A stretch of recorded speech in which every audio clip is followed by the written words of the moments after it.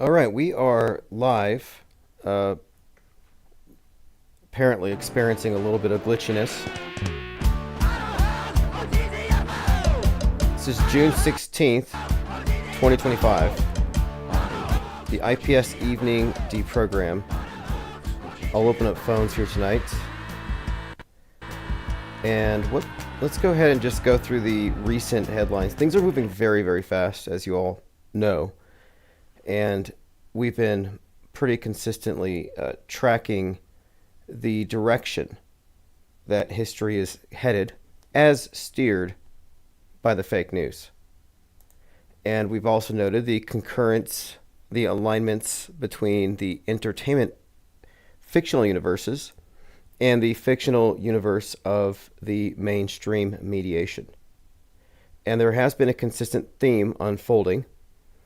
And as we were talking about last week, the atom bomb, the nuke, the fallout, some city in America getting Oppenheimered, that's all been on the menu pretty close. And in recent days, it's become even closer that is, in fact, the story. In fact, let's just go ahead and go through the most recent headlines here. I've been following a lot and recognizing a lot of patterns. For example, a lot of hype, a lot of engagement bait, as you would expect. A breaking U.S. nuclear sniffer plane has taken off from Omaha, flying across multiple states. It only flies when there's a serious nuclear threat. This follows Israeli strikes on Iranian nuclear facilities and escalating threats of retaliation. So sniffer planes. I didn't even know about these until recently. And so you see these stories come out. Then you see other stuff, mostly CGI. And then you just wait. You just wait. So I tweet this stuff and I'm like, you know what? I'm not going to be in a rush because pretty much everything you're saying is probably miscontextualized. It could be from a video game. It could be from a movie. People wouldn't know the difference. Last week I was talking about the character on Twitter named Donut who was putting up videos of rioters, and these rioters were confronted by this Godzilla. And of course it looks super real, but it's fake. But it's just showing how fakeable things are. All right, so that plane, the video is not from a nuclear sniffer, additional context, but are they still sniffing for nukes? I don't know. Here's Eric Trump, who says that if Mexico sends rockets into the United States, I think they would be decapitated in about 4 seconds. I saw him on the news earlier today selling these new Trump phones, which just look like iPhones with a Trump phone case, but apparently it's a thing. You pay $47 a month. But anyway, here's Eric Trump talking about decapitating Mexico. Is that not the Trump doctrine? Yeah, you better believe it. If Mexico, let's just say that was a scenario, fired rockets into the United States, I think they'd be decapitated in about, 4 seconds flat. Of course, America. Now, why would they have to fire rockets into the United States? Wouldn't they just take them over the border? President Trump has ordered the National Security Council to assemble and be on alert. He's leaving G7 to head to D.C. So this is also in the news right now. Trump heading back to D.C. Joined by Josh Lipsock, Mazel, Suzette Ann, and Ollie Goering. Suzette Ann says, this seems to be the year their plans are coalescing and Palantir is in place. Right, there's a lot with that. Because if you remember at the beginning of the year, you had the hysterical overreaction to the airplanes that people in New Jersey thought were drones. And at the same time, Vance and Trump and Daniel Penny were at that Navy game, and there was a Palantir commercial for drones. And I started looking at this, but that's when their name really came up. But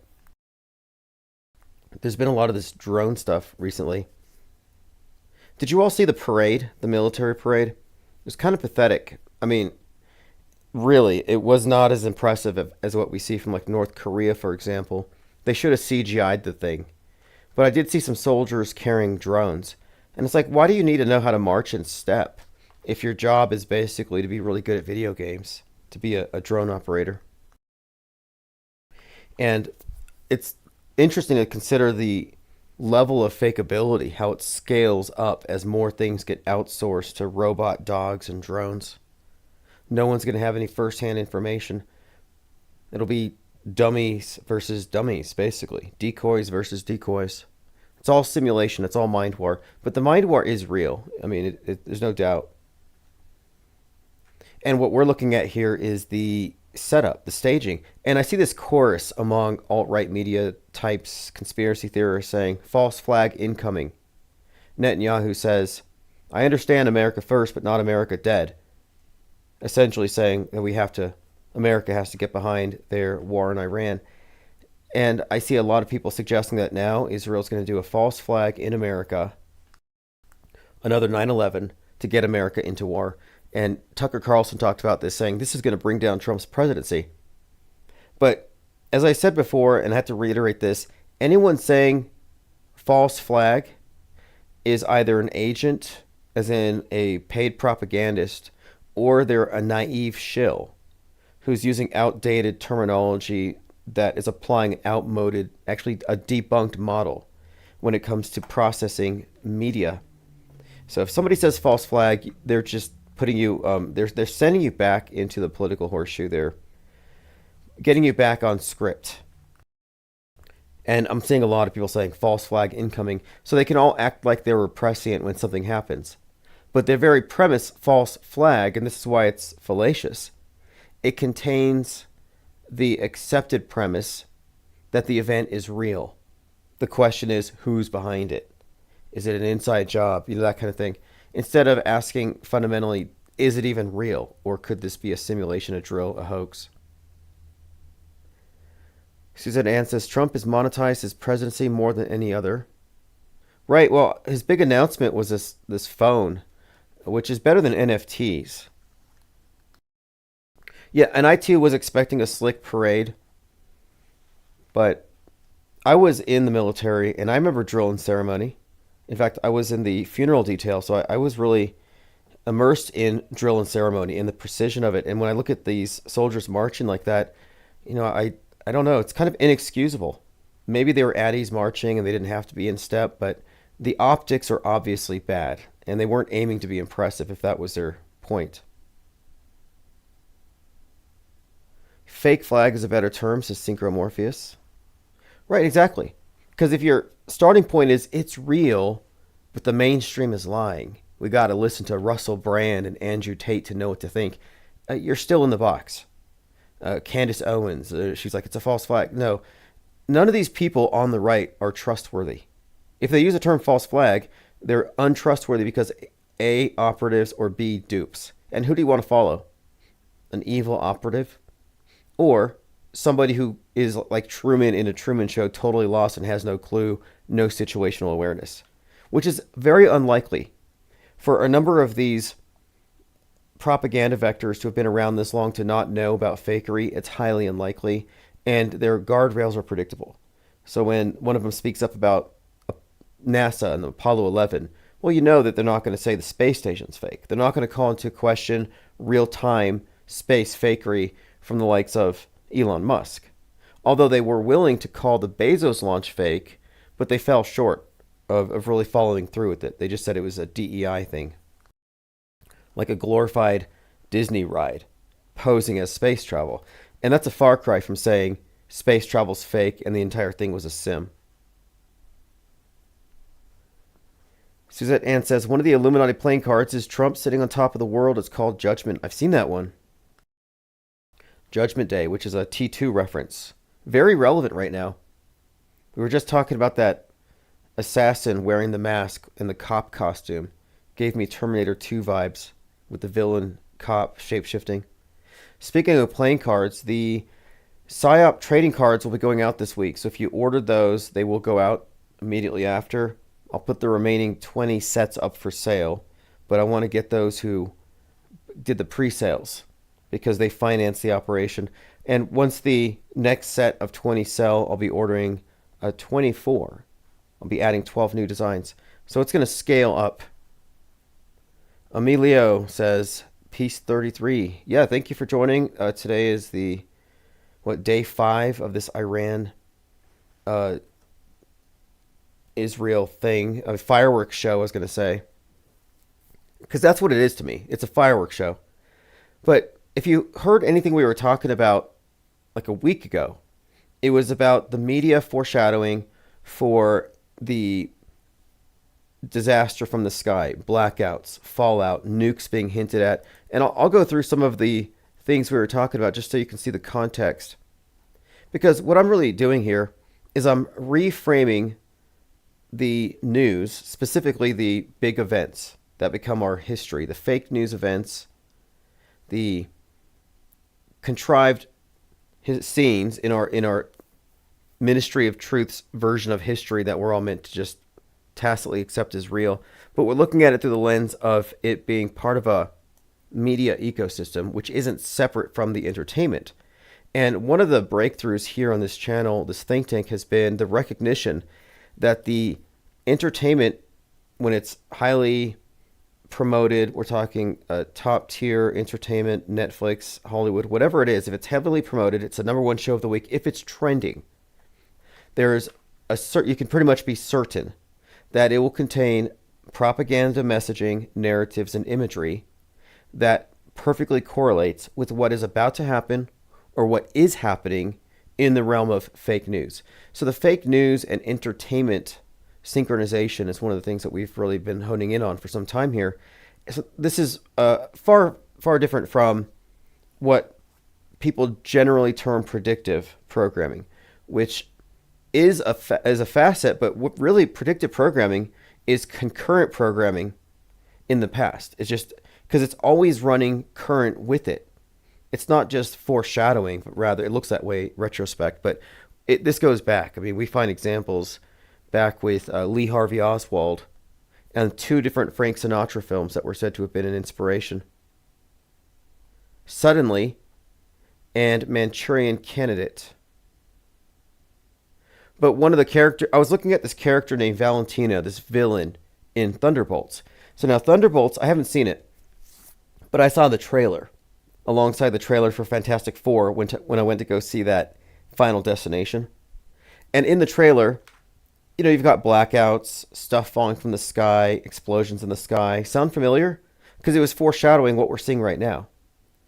And the villain who has this weapon, which I think it's called the Sentry, or it's called the Void or something. I'm waiting for my internet to catch up with us here on minds.com. But this villain has this very distinctive feature: dark hair and a white skunk stripe. And here she is unleashing this weapon that involves a blackout in New York. And then we have Tulsi Gabbard coming out describing her visit to Hiroshima, describing how terrible a nuke would be at this time. And if you're not familiar with Tulsi Gabbard, she has a very distinctive white stripe in front of her face on her hair's dark with this one white stripe. And she looks like a mirror of this villain in Thunderbolts. So we have this correlation here, not just the hair, but the timing and the weapon being invoked, the description of it. And I just took this to be more reinforcement of the same. And you go a little further with this, and you find that this build-up towards this disaster from the sky was consistent in all the trailers leading up to Final Destination. Fantastic Four had a similar scenario. And so I'm looking at all these in conjunction, and it's just pretty clear to me that there's this concerted messaging. That's how I would describe it, concerted messaging.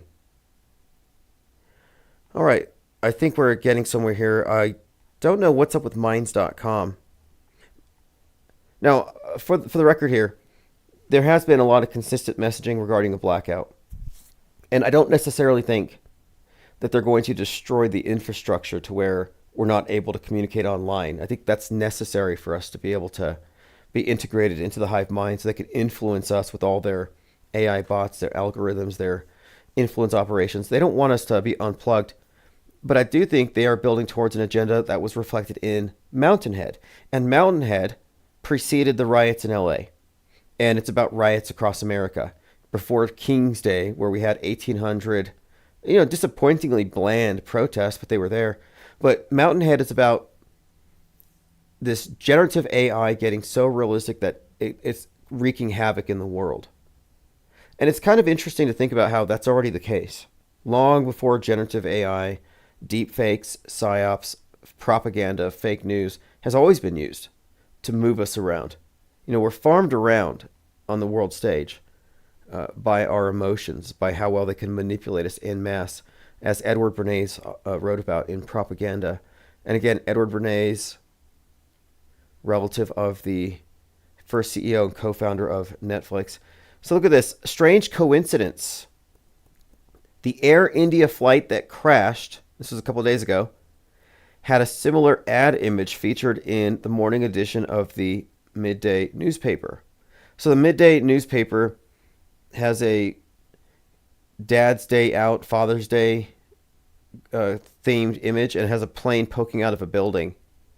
So you have the advertisement, and then this is concurrent with the plane crash, and you have the plane sticking out of the building. Now, am I saying the plane crash is fake? Not necessarily. I mean, I don't know how you would fake that, although there are some strange coincidences in this. So again, I don't say something's real just because it's a headline, because I don't have enough information. But nor do I say it's fake because of a headline. But these types of coincidences add up. So let's just continue, because this has me looking deeper. There was one survivor in the crash. It killed 260 people. One survivor. He said, "Bodies all around me. Air India crash survivor tells what happened in the 33 seconds of horror." Oh, so the Boeing 787 Dreamliner crashed 33 seconds after takeoff. Another strange coincidence, I guess. I mean, 33 does seem to be very prominent in hoaxes in general. And then there was something else that added to the story. There was a Thai actor who cheated death in a plane crash 26 years ago. Now, I'm not getting all into the numbers here, but 260 dead, 26 years. So if you get into numberology and gematria, 260 and 26 are related because the zero doesn't count. But this Thai actor cheated death in a plane crash 26 years ago. He said he was struck by a haunting parallel between himself and the sole survivor of the Air India disaster. Quote, "The survivor of the plane crash in India was sitting in the same seat as me, 11A," he wrote. Goosebumps. Seat 11A has become the focus of intrigue after it was revealed as the spot where the survivor sat before it went down, when it went down. 33 seconds after takeoff. It says here, killing 241 others on board. So I'm not sure if the full number is 260 or 241. Anyway, it goes on to say, he was assigned the same seat number on Thai Airways Flight 261 that crashed into a swamp during a botched landing attempt in Bangkok, December 11th, 1998. So just another actor who had an eerie coincidence in that he was in seat 11A. When I go fly again, and I will, and I can, and I'm not being a hypocrite for flying, but I'm going to insist on seat 11A. But I'm just pointing out, if you believe in chemtrails and you fly, you're a massive hypocrite. Can you imagine? It's like, hey, I believe that airplane is actually conducting biological warfare and it's spraying chemicals on us all. Or it's destroying the weather, blocking the sun. That thing is evil.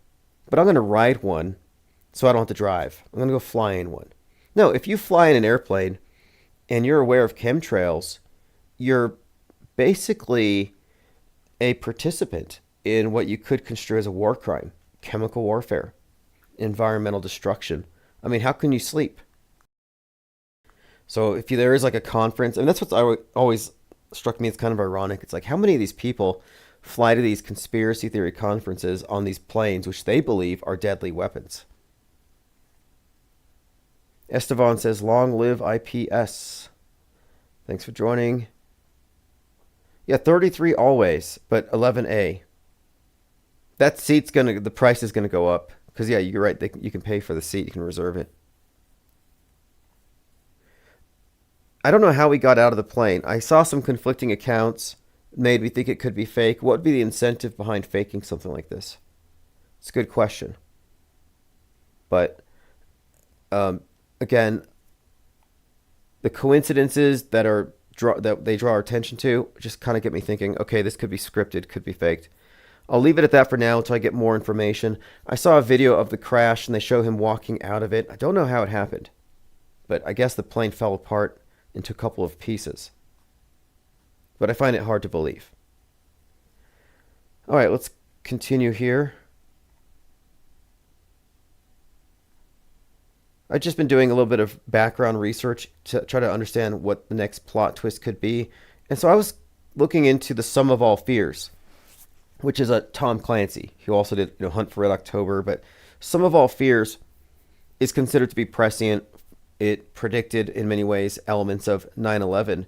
But interestingly enough, in the book, it was terrorists that were basically from the Middle East. But for the movie, in order to not be offensive and to not promote negative stereotypes about Muslims or Arabs, they changed it. So for the movies, the terrorists became white nationalists. Because apparently that's not offensive. So filmed before 9/11 for a summer 2002 release, Sum of All Fears, starring Ben Affleck, changed the terrorists who deploy a nuclear device to blow up Baltimore. In the original novel, they were Arabs. In the movie, they were neo-Nazis, pretending to be Russians, hoping the attack would justify a rekindling of the Cold War. But it's also notable here, Ben Affleck was in it, because he was also in Pearl Harbor, a terrible movie. And it came out right before 9/11. And 9/11 was this generation's Pearl Harbor. I thought it was convenient. And the movie just essentially had planes crashing, patriotism, go fight the bad guys. What you'd expect, but it was part of this build-up. The PSYOP trading cards will be shipping out this week. I have a lot of orders to sort and ship, and as soon as they're out, I'll put the remaining 20 sets up in the store. But I don't want to sell the rest of those yet. I want to hang on to them until I have everybody's pre-orders shipped. Mizell says 11A is right there on the left wing first row of econ. Diana Southard says, a 75-year-old right-wing man told me the sky is no longer blue as we looked at a very blue sky. I told him the sun isn't yellow anymore, and he agreed. Yeah, that's pretty funny. It's just, I think it's pessimism. I think some people they're reassured by it. Like, yeah, the sky used to be blue, now it's white. And the sun was yellow, and it used to smile. And now it's just like it's like a dying, it's like a spotlight. But it's clearly dying.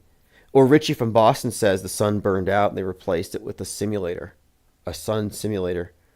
But what's funny about these individuals is they'll say, well, you don't remember.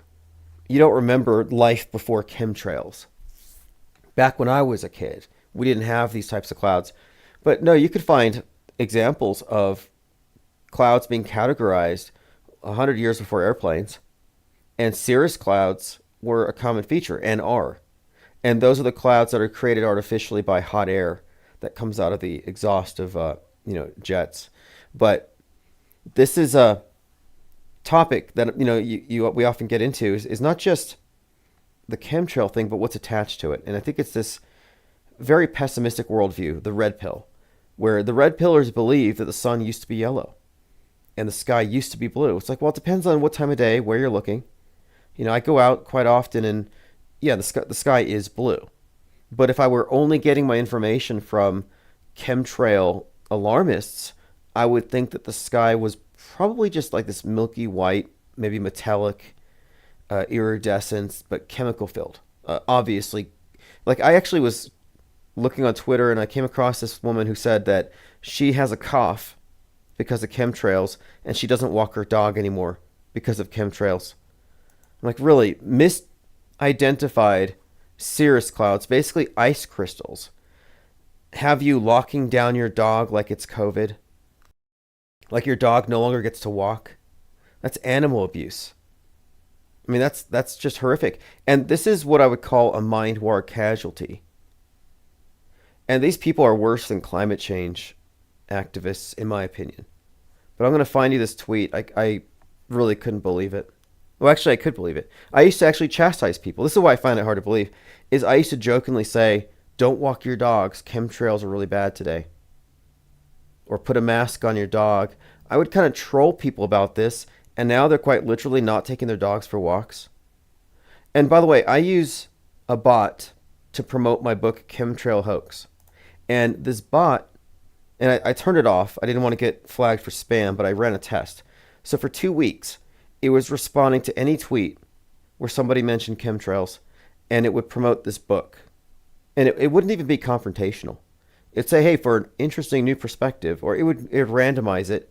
But the book's called The Chemtrail Hoax.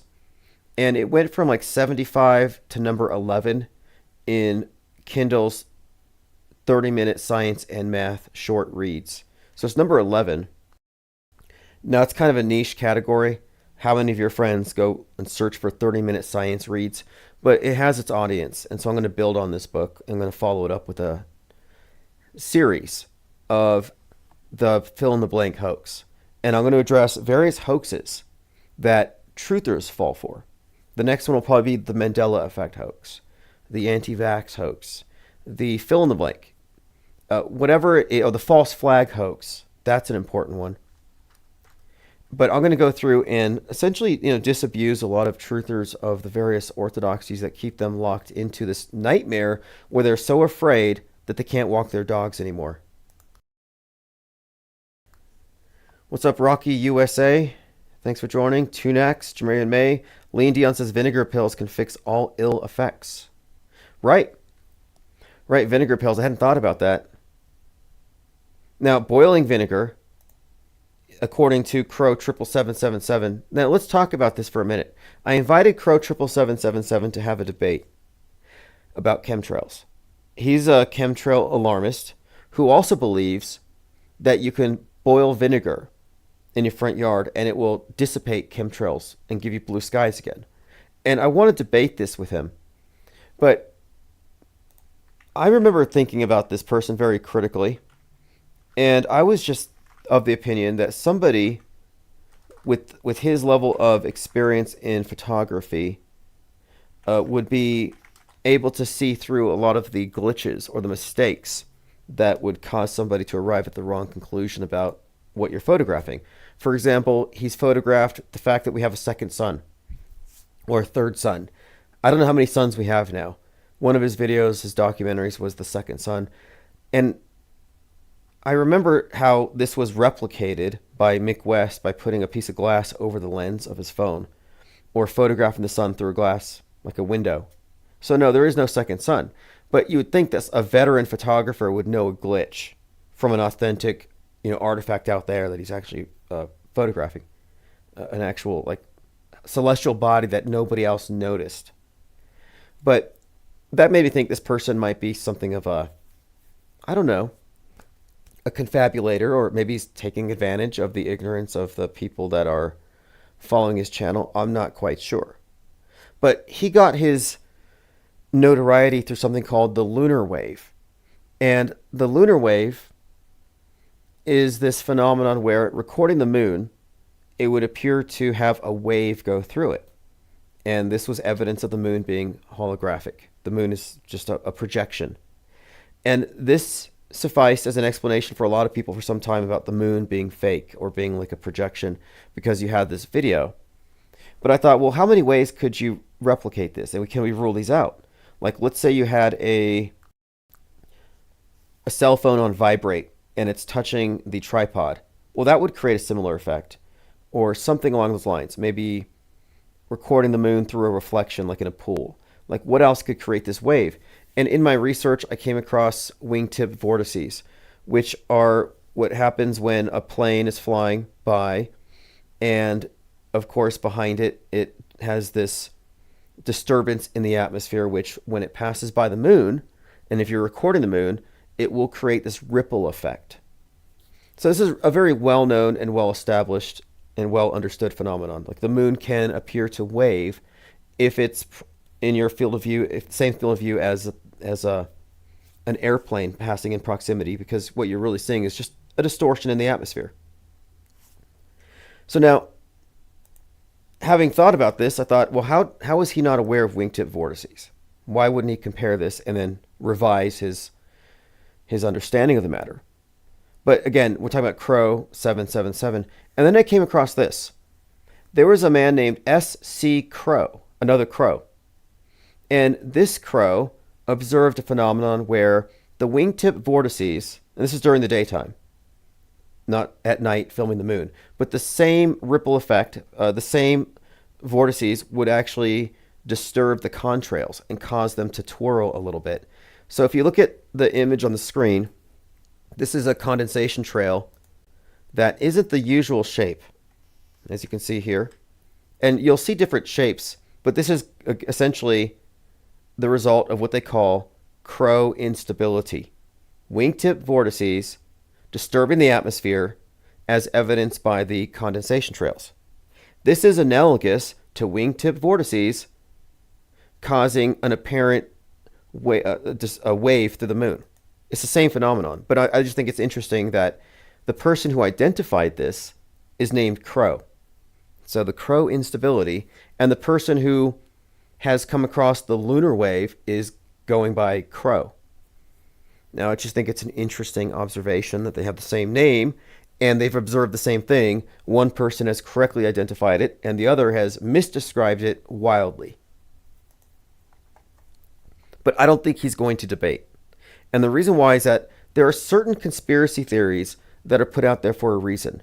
The Pentagon recently admitted that UFOs are bullshit. Area 51 is a hoax. They made it all up. And if you've been listening to Infinite Plane Radio for more than a couple of years, you've already known this. Miragemen. The documentary is all about this. But it's not just UFOs. Mandela effect is another active measure. Clearly a government psyop, a Pentagon psyop, where they're employing the misinformation effect and studying its effects and how easy it is to get people to agree to whatever the gaslighter tells them is true. And I would also argue that chemtrail theory, geoengineering phobia, are also examples of Pentagon-led psyops. Yeah, chemtrails are a psyop. They're not real. Mandela effect is a psyop. There are no Mandela effects, but the effect itself is a psyop. They want you to believe in it.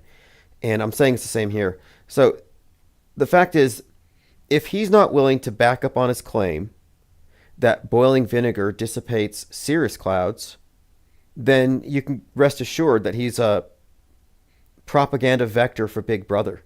And he's disseminating some Pentagon conspiracy theory meant to turn your mind to mush. And we'll see.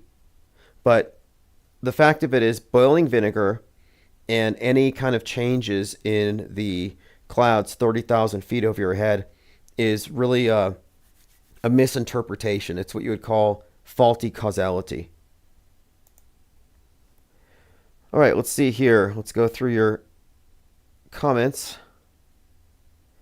The beheaded one says, so would you say people like Bob Lazar are shill and controlled? 100%. It's one of two things.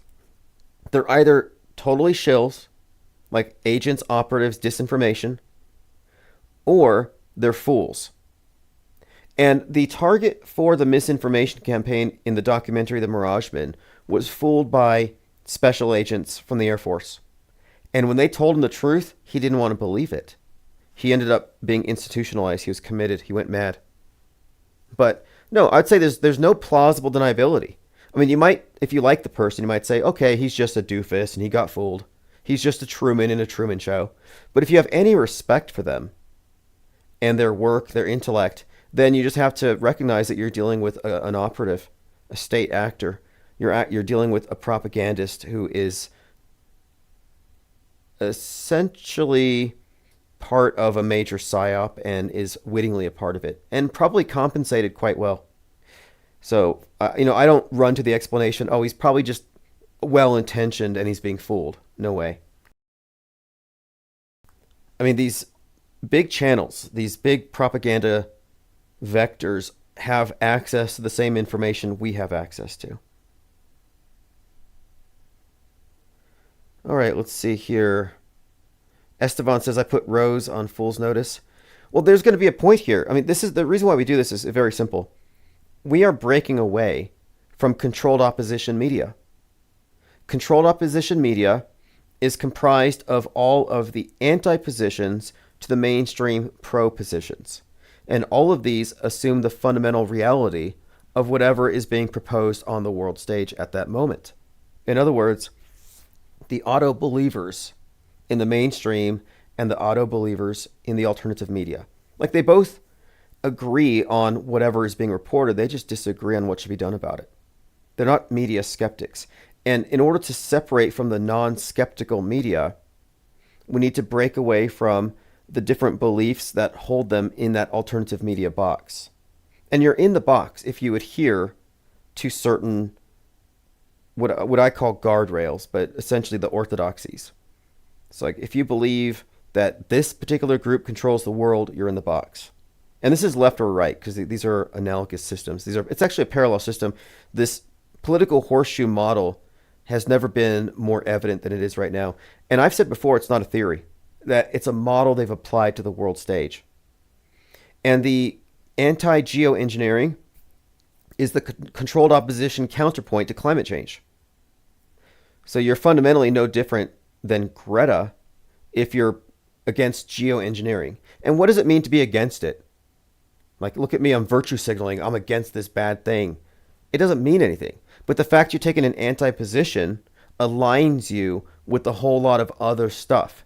Like, for example, I often talk about how the mainstream media rests upon an edifice of lies. Even if it's telling the truth, it's still a liar. And its selectivity is part of its worldview construction.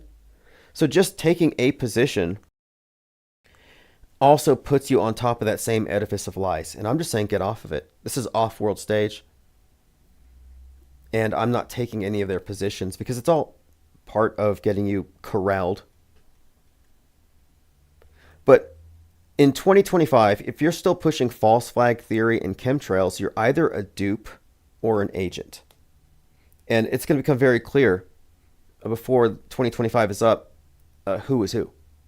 Who has plausible deniability, who's a state actor, controlled opposition, crisis actor, who's a shill, and who's authentic and just too simple to see their way out of it, which is fine. I'm not being critical of people who are stuck in the box.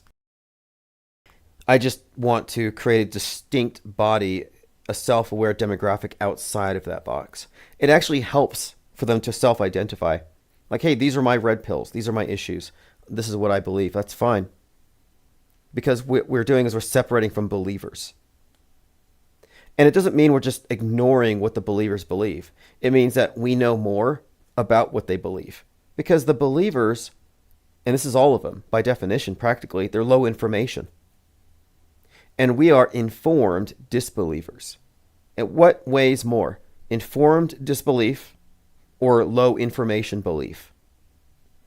So I'm amassing all of the informed non-believers because what we have here carries more weight than the flippant opinions of the programmed.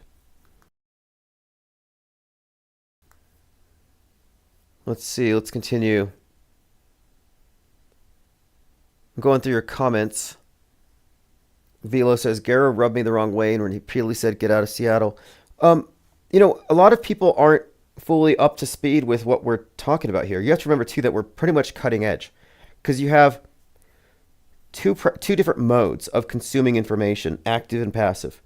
The passive mode is accepting it as fundamentally true if it's broadcast. So you're like, oh, it's a headline, it's pretty much true. But if you're a conspiracy theorist, you just reject the mainstream. But if Alex Jones says it, or Ian Carroll, or Candace Owens, it's fundamentally true. If some alternative media mouthpiece, if Tucker Carlson says it, it's true. So you have these two sides that are passively accepting as true the information coming from their chosen sources.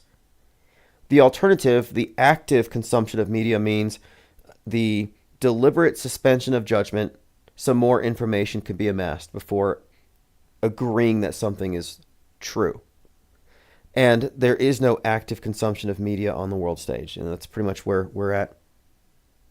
But until you arrive at a skeptical approach here, and until you arrive at the understanding of media fakery and how systemic it is, you might not be fully apprised of how fake things are and how the general premise, the general approach should be fake until proven real with any major event, because these major events aren't just to scare people. It's not just for clicks.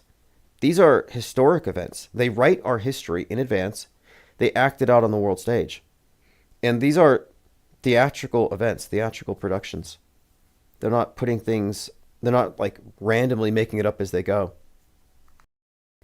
So the premise here that they're faking things as a matter of course is really what separates us from passive news consumers who think that stuff is really happening, that people are really dying. It used to challenge people greatly when I would say nobody died on 9/11. A lot of people have a problem with that. Or January 6th was a total staged event. Nobody died on January 6th. Nobody died at Uvalde. And you can say nobody died at Sandy Hook now because Alex Jones just had his verdict overturned. He's not going to have to pay a dime. It was, what, 56 million or something? They overturned it. There's no consequence for calling out the fakery. Nobody actually cares. Nobody cares either way. Most people are too apathetic to care. The people who believe in the school shootings don't actually care about them. Much less the idea that this is a deep state plot to take the guns. They're just like, let's just move on. Like, if you think about it too, the skeptic of media, the auto-hoaxer, the media critic who is a informed disbeliever, their worldview is much brighter. Like, not only are our skies still blue and our sun is still yellow, but the death toll is much lower. I mean, imagine being a true believer in mainstream media. You think that millions of people died of the bat soup thing, or that hundreds of thousands of kids die in school shootings every day. Like, think about how high their death tolls are. Like, they live in a very dark world. Conspiracy theorists also do. I mean, the world stage is a very dark place. But when you take the subtractive view, which is what we're talking about here, the active media consumption skepticism, or the subtractive view where you subtract what can't be verified before proceeding, if you take that view, you recognize that no, actually, far fewer people died. There are far fewer threats. And most of the things that scare people as far as weapons of mass destruction are really just replacement God constructs. Because media has supplanted religion entirely at this point. I mean, you can still have your traditional religions, but it's pretty clear that these are all just subsets of this meta-religion, what I call nasotology. But the dominant paradigm and the mass media that supports it is the new religion. Echolocation. Now about this, about predictions.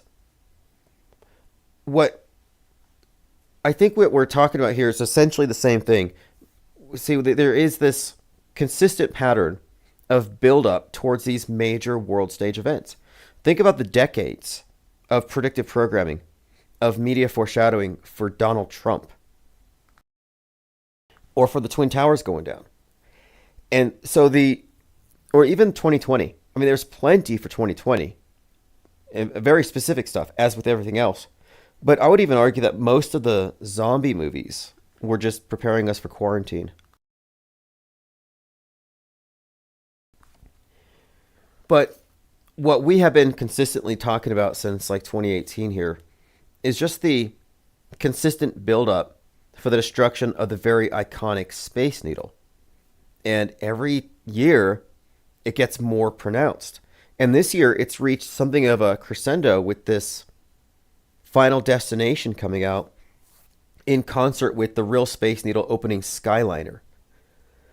And, of course, the movie being released at this time in the context of other movies that all correlate with this general theme.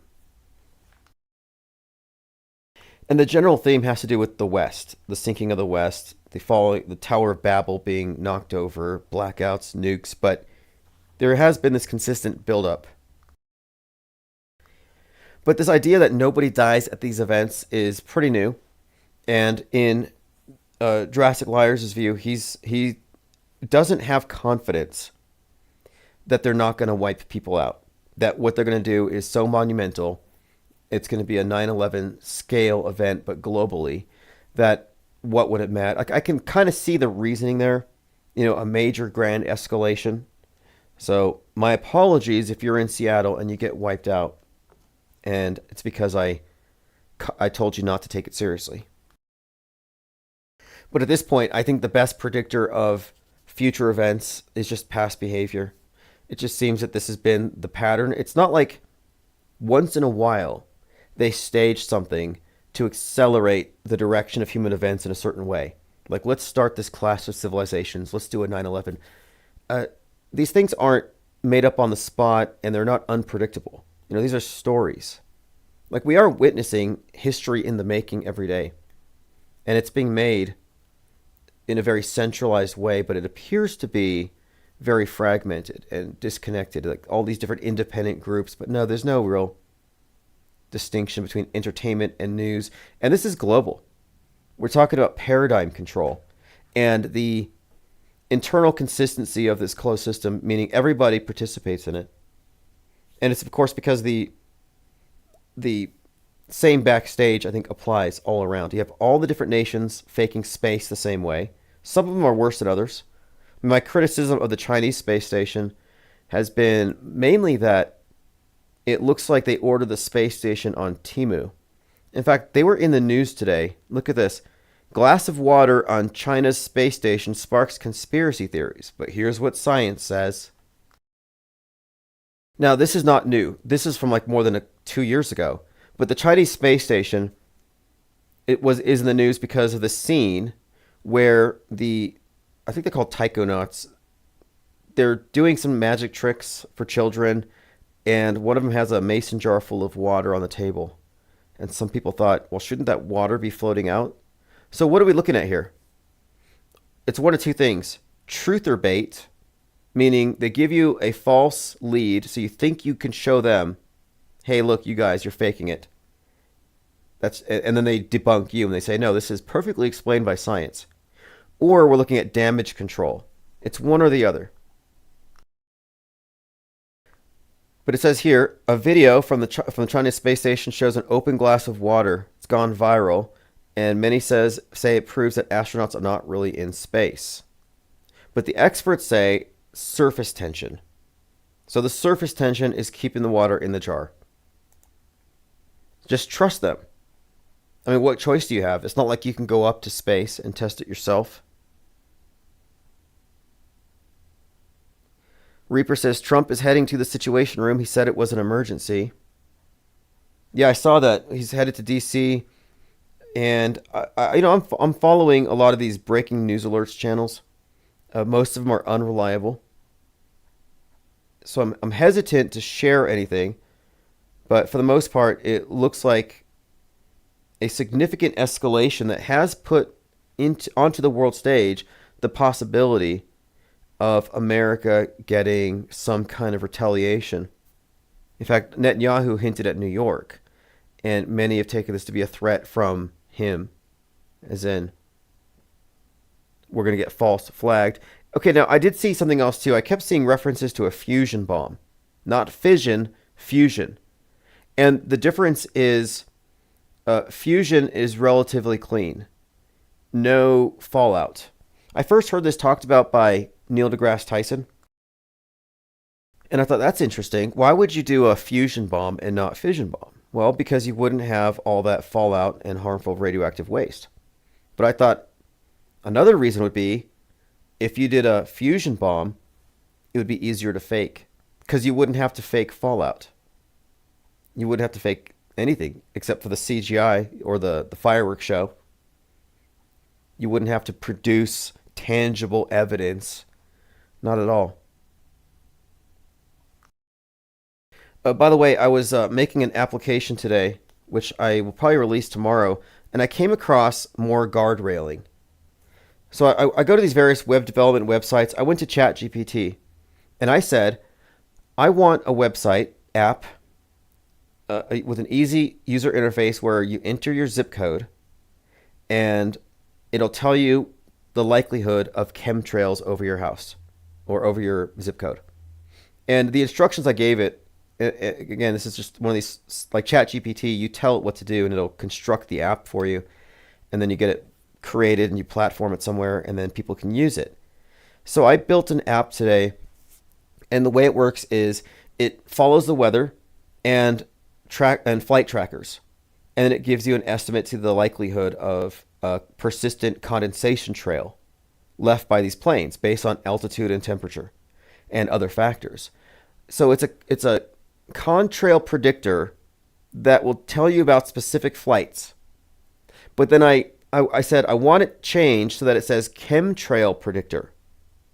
So the point was I wanted a website where chemtrail people can go into their zip code and they'll know if it's safe to walk their dog. And I know I can get a ton of traffic for this. But the interesting thing is it would be able to show you a real-time map where the contrails would be based on flight paths. So you would be able to look and go outside and say, hey, look, it matches. There's a big pentagram above my house, or a big, crisscrossing lines. But these plumes, these persistent trails, would be predicted by this app. But I specifically wanted these condensation trails to be misdescribed as chemtrails. So I went to this site. I'm doing the app, and it says here, this application uses neutral scientific terminology that can be easily rebranded for different purposes, and it'll maintain the same core functionality. So I said, swap atmospheric trail for chemtrails. And it said, I'm sorry, I'm not able to assist with that. And I tried different terms. I could not get any of these AI-driven development sites to help me change a contrail prediction site to a chemtrail site. And I thought, okay, this has got to be intentional. Like, this is what I call a guardrail. So I say, okay, now swap atmospheric trail for persistent trails. And it says, sure, I'll update the branding and add persistent trails throughout the application. So this is just one of these areas where, and I kind of expected it, where you can tell that they put political correctness, or a form of it, they put a certain, they've given a worldview to AI. AI operates from the context of mainstream mediation and in opposition to alternative media.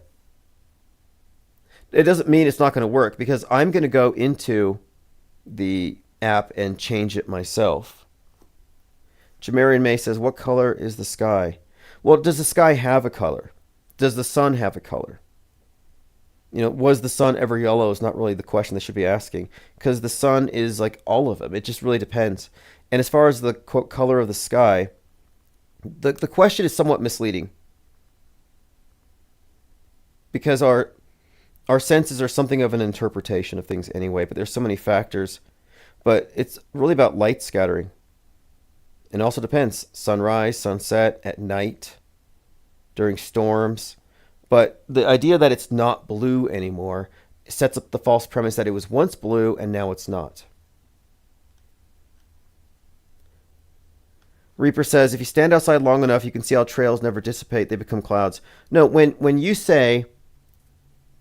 frame your argument as, when you do this, you can see that, that's called shifting the burden of proof. That's another way of making an assertion without providing evidence. And any assertion made without evidence, and this is Hitchens' razor, can be dismissed without evidence. So I will dismiss your assertions just flat out. Like, you could just go to the woods and you can see Bigfoot. Like, no, that's not an argument in favor of Bigfoot's existence. And nobody has evidence for chemtrails. And that might sound like a bold statement, but I can prove it. The only way you can prove chemtrails is to give us a photograph with metadata and cross-reference that with known flights. And then you take that known flight that provided that trail, not a military jet, not a secret jet, but it's actually a known commercial airline. And then you look at the weather and see, is this consistent with the formation of persistent condensation trails at this altitude, temperature, pressure, etc.? And it's a yes or a no. Another problem here, too, is there is no spray. Reaper says it's not an argument, it's a direct observation. No, it's not. You don't have any evidence. And if you really believed it, A, you would wear a mask. B, you would have called the cops. You would be severely alarmed. You don't really believe it.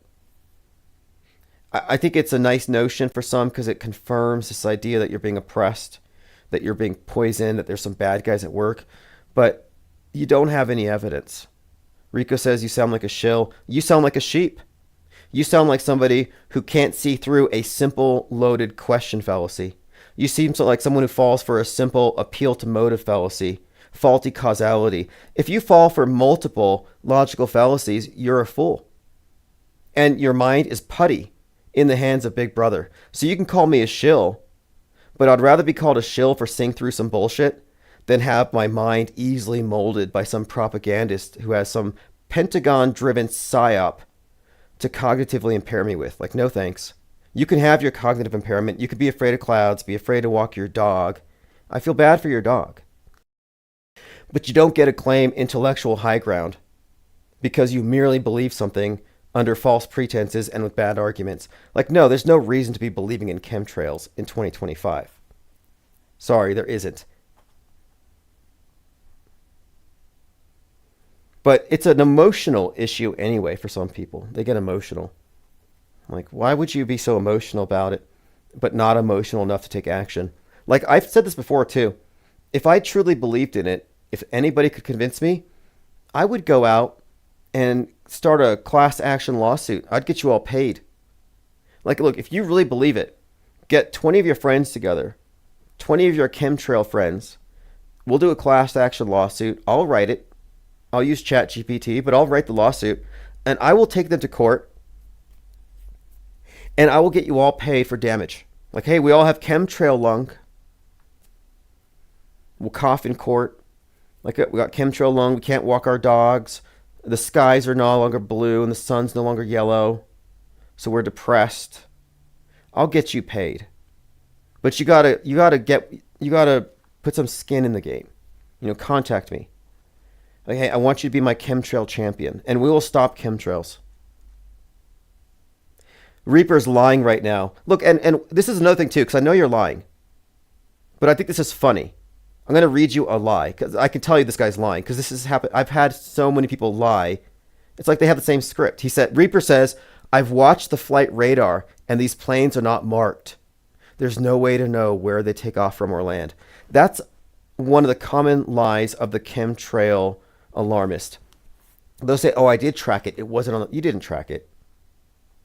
And it's always like, I saw. It's anecdotal.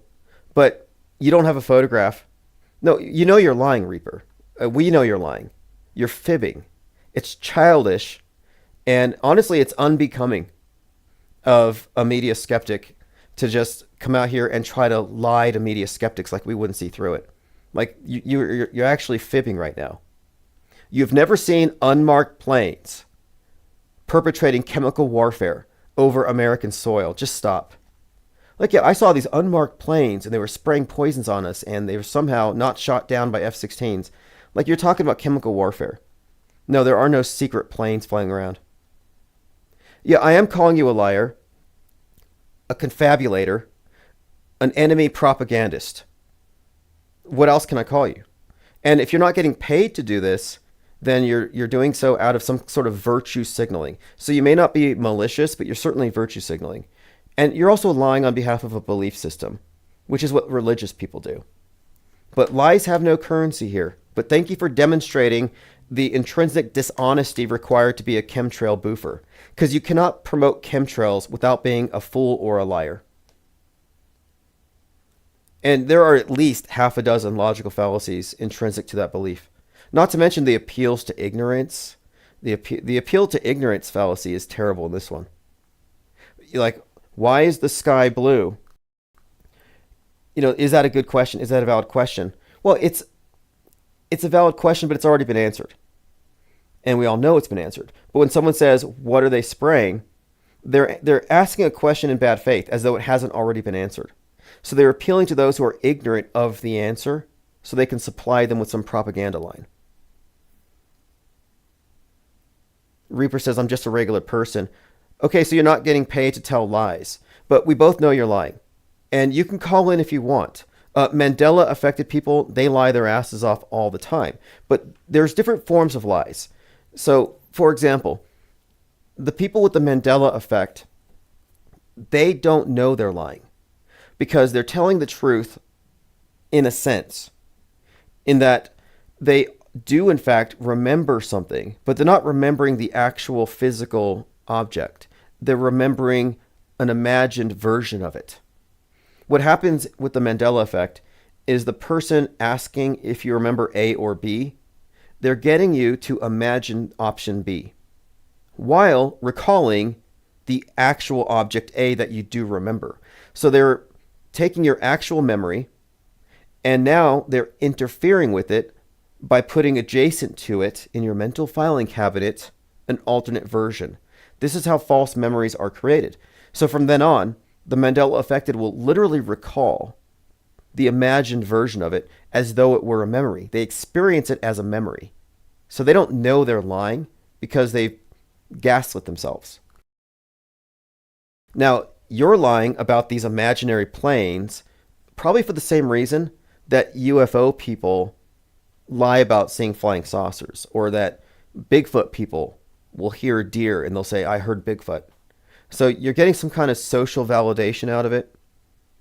There's some psychological and emotional basis for your lies, but I don't think you're getting paid for it. I don't think there's any malice. Nor is there any malice in me calling you a liar.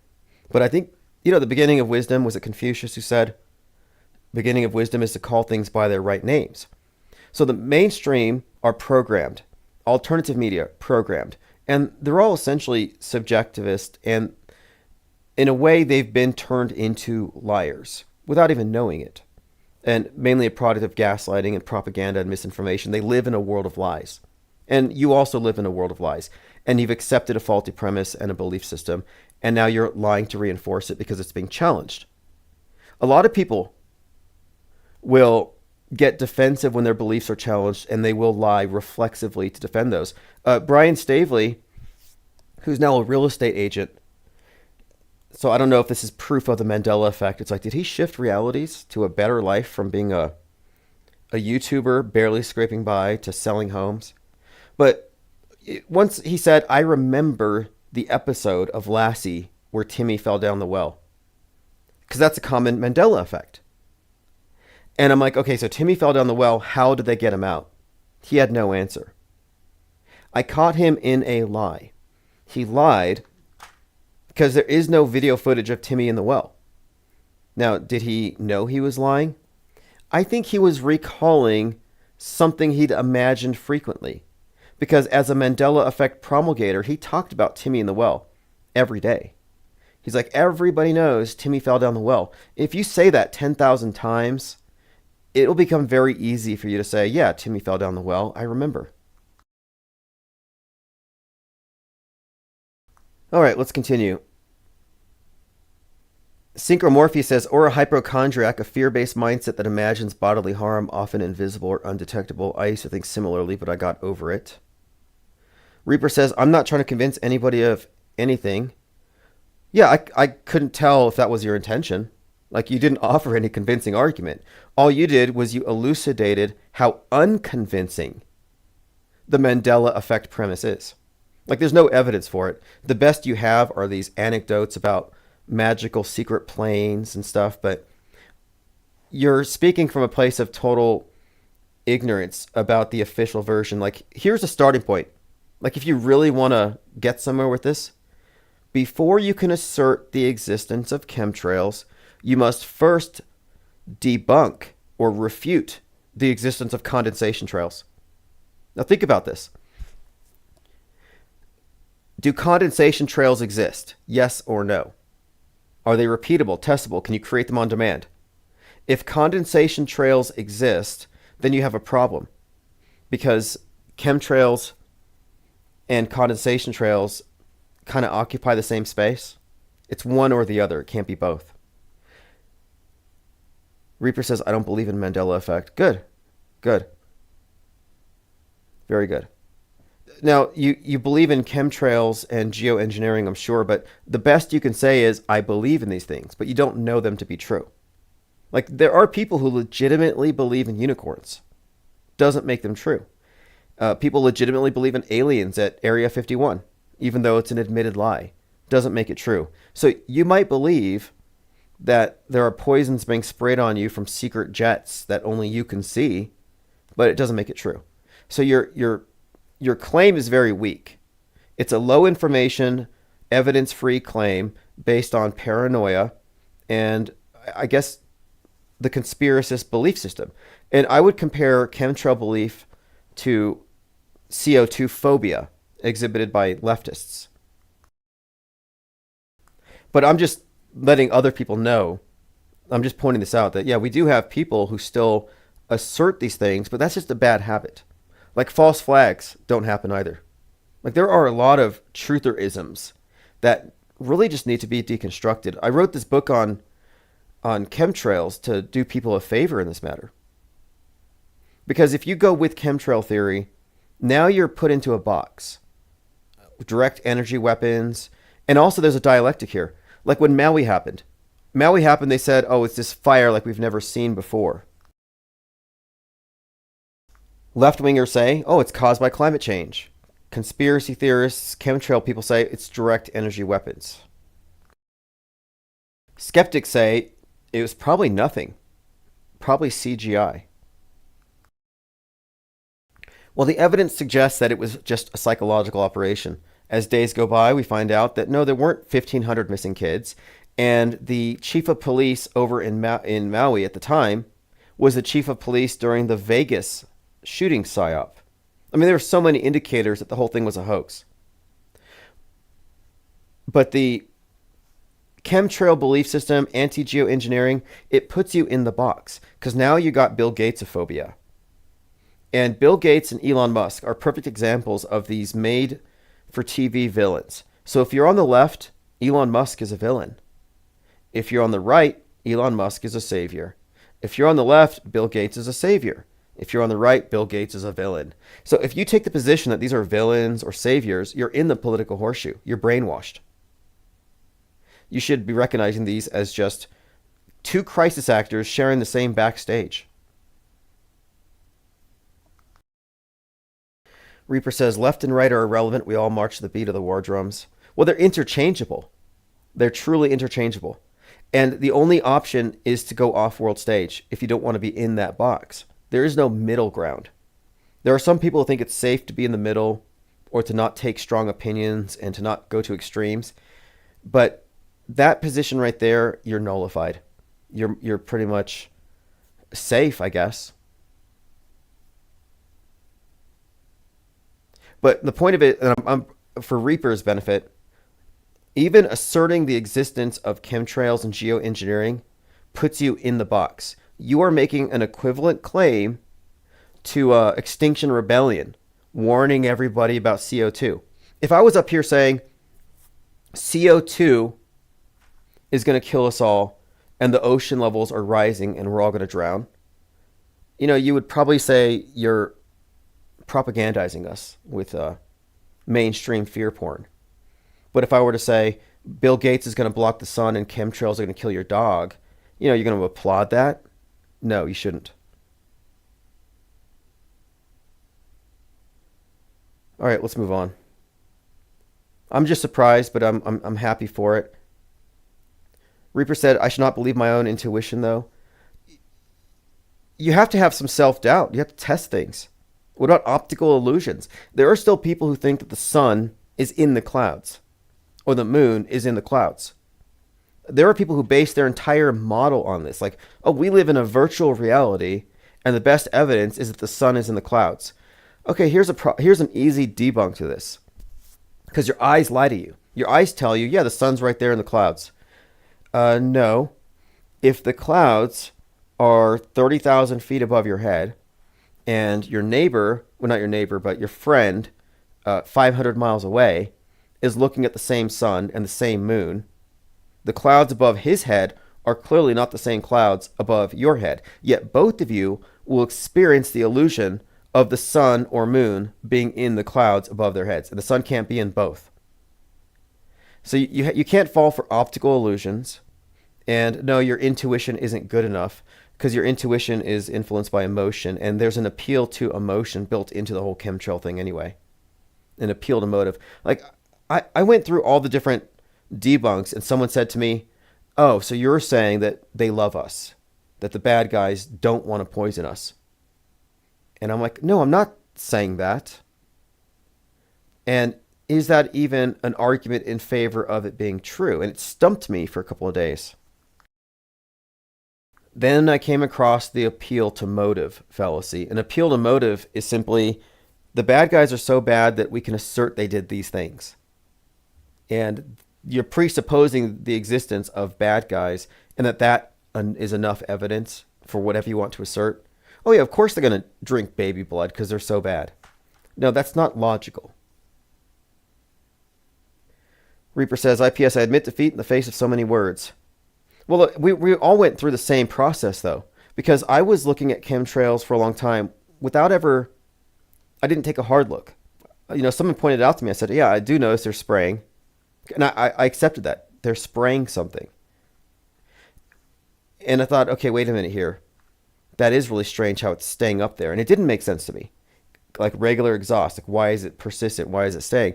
But the flaw, the first flaw is not recognizing that the conditions 30,000 feet above your head are way different, because every 1,000 feet up you go, it's a couple of degrees colder.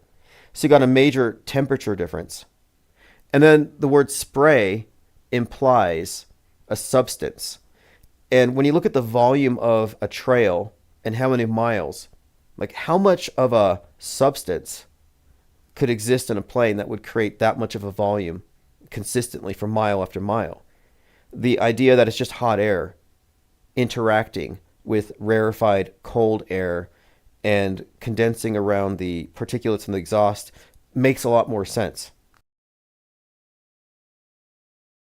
But anyway, these are worthwhile because these faulty narratives are what keep people in the big box. And the faster you can break these down, the faster we can free up a lot of minds that are otherwise entangled.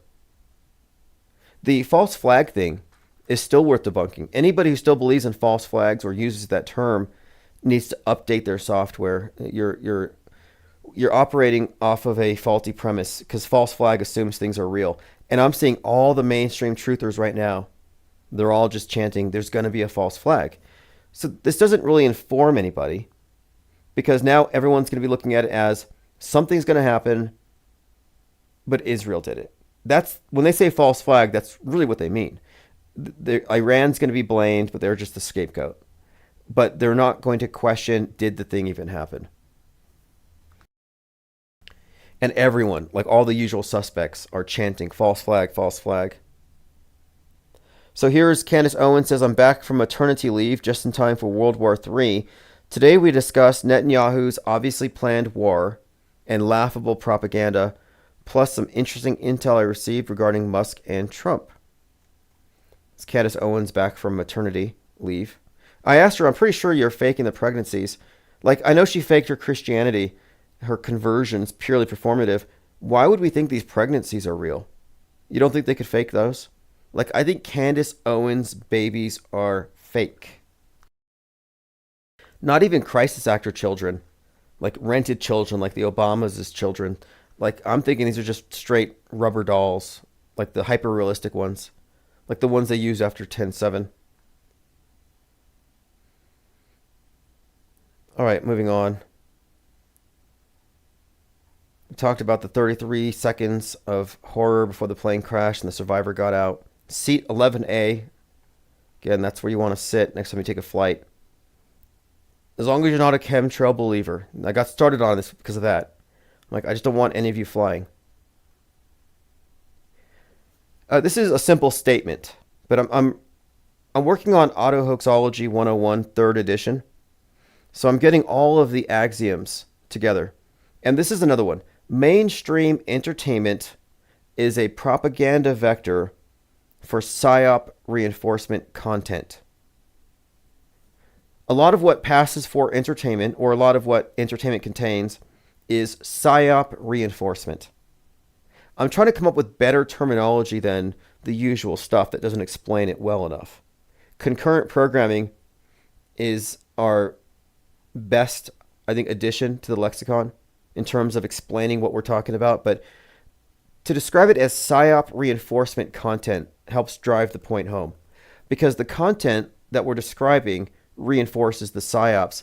Like if we were to look at the news right now through the lens of Mountainhead, Thunderbolts, and Final Destination, and Sinners, it would make a lot of sense.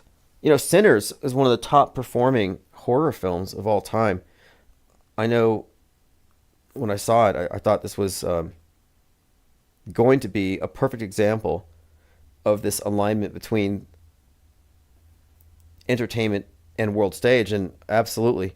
So it achieved a record-breaking opening weekend for an original film, the highest-grossing original live-action movie since Inception. Also holds the record for the highest-grossing R-rated movie released during an Easter weekend. Quite a lot about it, but Mountainhead, even more recent and even more prescient. I mean, it certainly foreshadowed the LA riots. Lord Laney says, if her pregnancies aren't fake, her kids will surely play a part in the metascript in the future. Well, I would say so. She's been an instigator for some time. I really wasn't paying much attention to Candace Owens until I saw that she was married to the CEO of Parler, which led up to January 6th. Parler was this alternative Twitter platform. And then she gets behind White Lives Matter. And this is when I started to see Ben Kanye, but yay, bringing this Black Skinhead character to life. And Black Skinhead was a song that came out in 2013. But White Lives Matter, and it was like this fashion statement that he made, this fashion show, White Lives Matter shirts, and Candace Owens was with him. So I'm like, why do they have two black celebrities promoting a white supremacist slogan? You know, what is the idea here? And so it's this helter-skelter, black-white duality thing, but there's some kind of symbolism here, I thought. There's something that they're promoting here. But I noticed this is a pattern with Candace Owens, where it's almost like she's used to deliver messages simply because as a black female, she can say things that a white male could not without being called racist and sexist. I mean, a number of people have pointed out how she's BFFs with Andrew Tate, Russell Brand, and Harvey Weinstein. Like she's defending all these, paragons of toxic masculinity and the known Me Too types, men accused of abusing women. She befriends them. She promotes trad wife values, even though she contradicts it. Like a lot of internalized misogyny, or she's a Poe, one or the other. But anyway, I started following her after the White Lives Matter thing, and I realized, okay, she's part of this bigger psyop. And since then, you can see how she fell away from Daily Wire, and she went into conspiracy, and now she's in what you would term the woke right. But if you look at it, it wasn't like she fell from grace or she made Ben Shapiro mad. It's all contrived. You have a number of people like she and Tucker Carlson who fall from grace from the big networks, so they have credibility with the more reactionary, radical, or woke wing of the right. And that's why they mix in with the conspiracy theories, even getting deep into the weeds with fake moon landings. Candace Owens gone into transvestigationism. She's gone deep into all this stuff, but it's because these are plants. There's no other way to describe them. They're not outsiders. They're not rogue. They're not speaking truth to power. They're all plants. Andrea says, I watched Mountainhead because of your recommendation. Steve Carell played Evan in Evan Almighty, a guy who was protected by God like Trump is claiming to be. Well, that movie was clearly based on, obviously, Elon Musk. And the Musk-Trump breakup kind of played into that movie. And it followed the movie. The movie has society going crazy because of deep fakes, because of Twitter. Riots, fires, all the stuff that we saw after the movie came out. But it seems to foreshadow what many, it's not just me saying this now, but this Disease X premise that I put out there since Twitter was purchased by Musk, that they would use X as a primary excuse for widespread internet lockdowns and censorship. Once enough mind viruses are leaked that the the entire cyberspace system is compromised, and they'll say, "Oh, this is too much. We have to agree." Sort of like 2020, we had to acquiesce that the healthy people were actually asymptomatic super spreaders, and they had to even, I think they were even more of a threat. And similarly, those of us who exercise free speech, well, we are a great threat because we can spread mind viruses. And the mentally ill can catch those mind viruses. So you have this correlation between people with weak immune systems are endangered by the healthy super spreaders. People with weak mental immune systems are endangered by those of us healthy mind virus super spreaders. Because I'm asymptomatic. I carry all sorts of mind viruses. According to Big Brother, according to the mainstream media ecosystem, if the content of my mind were dumped out there, it would be problematic. These are all mind viruses. And there's a very good series called Hot Skull.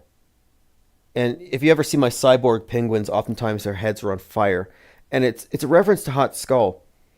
And it's a series about a mind virus that is spreading where the government makes everybody wear earplugs.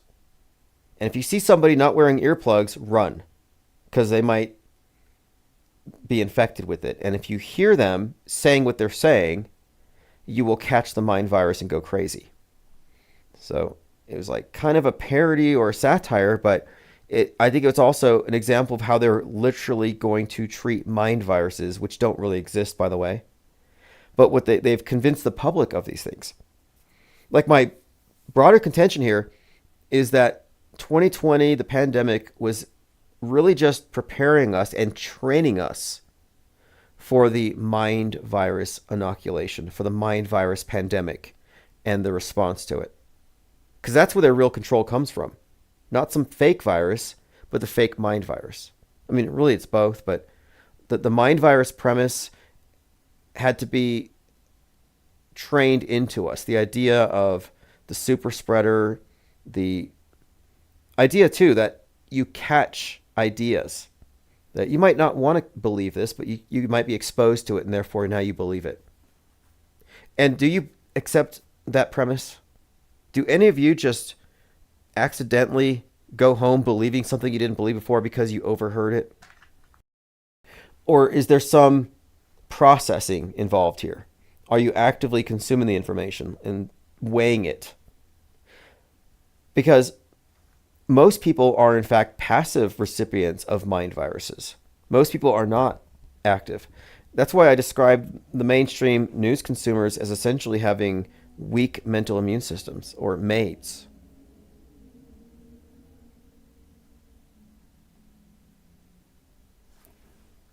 All right, let's continue.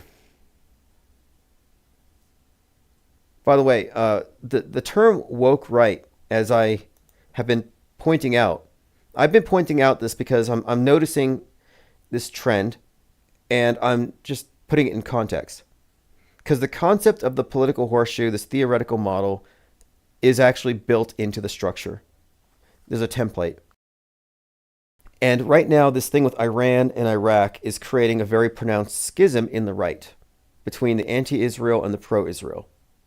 And it's kind of interesting because the quote woke right, the ones who are anti-Israel, are the ones who are more immersed in the identitarian politics, whereas the ones who are pro-Israel, they are kind of wokey with regard to, like, Ben Shapiro, for example, canceling people who are, quote, anti-Semitic and being against free speech. But in terms of the this fracture, it's really being highlighted right now. Like, Donald Trump just called out Tucker Carlson as not worth listening to because he's not on a network anymore. Like, you're having a major schism being brought up right on time as well. Like Tucker said, if America goes to war, it's the end of the American empire and the destruction of Trump's legacy. So this is where it's at right now. And it has to do with this basic schism on this particular issue.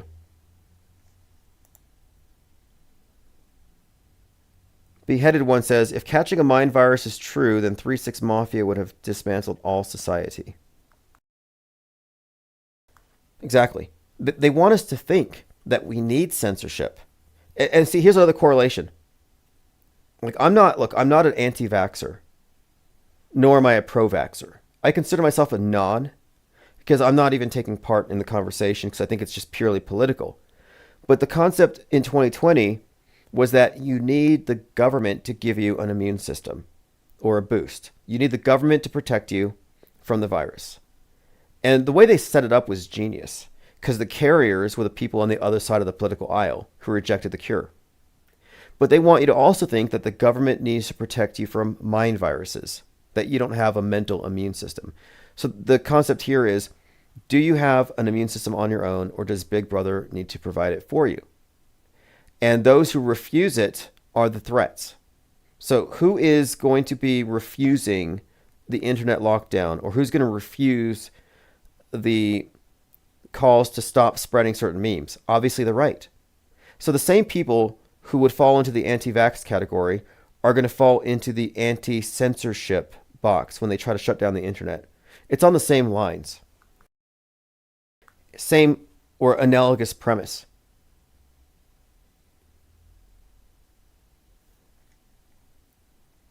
All right, let's move on. For some reason, minds.com is failing me, so let's go through my Twitter account. I earmarked a number of things.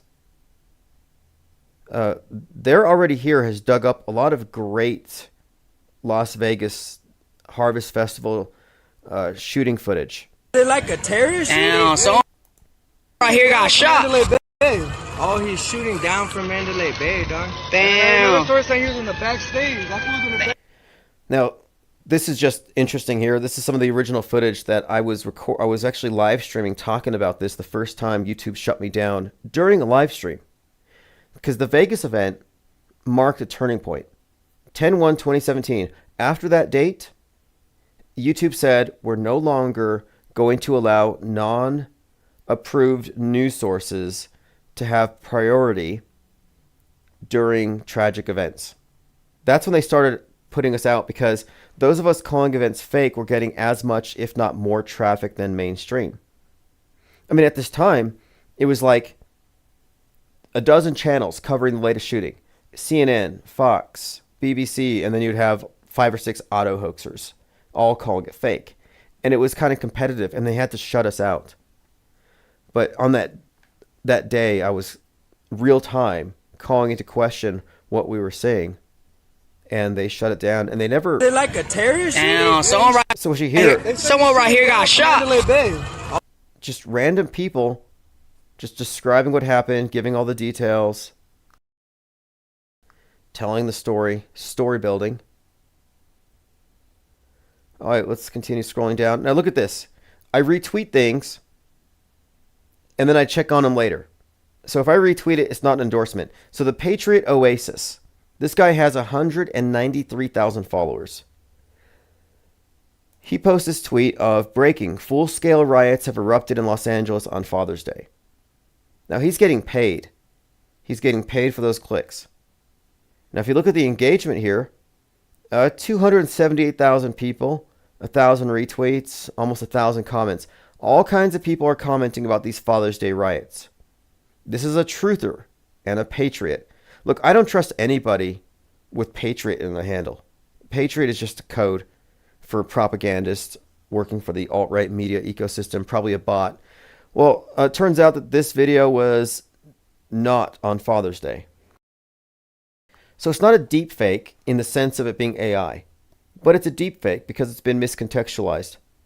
So, deep fakery has existed long before AI. But I'm pointing out how flippant it is, how clicks are far more important than truth. And even though it's been correct, see, if I did this, if I had a tweet reach 250,000 people and it was wrong, I would be embarrassed. I would apologize. I would delete it. I would say, hey, I misled you all. I guess I need to think a little more before I automatically share something. But this person has had more than 24 hours and they have not deleted it. Why not? Because it's getting engagement. Iran military official warns Israel will not be habitable soon, says Zero Hedge. Lots of video footage like this, stuff falling from the sky. Haven't talked much about the Minnesota assassin. There's still more coming out about that story. His roommate, who works at Papa John's, he's this large guy, looks kind of sweaty. If you ask me, crisis actor, likely graduated from the Gene Rosen School of Crisis Acting.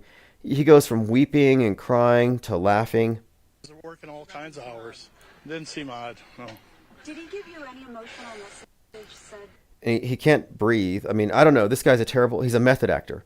I hear him hyperventilating 1 minute, then he's crying. One way to tell if somebody's fake crying, they hyperventilate first.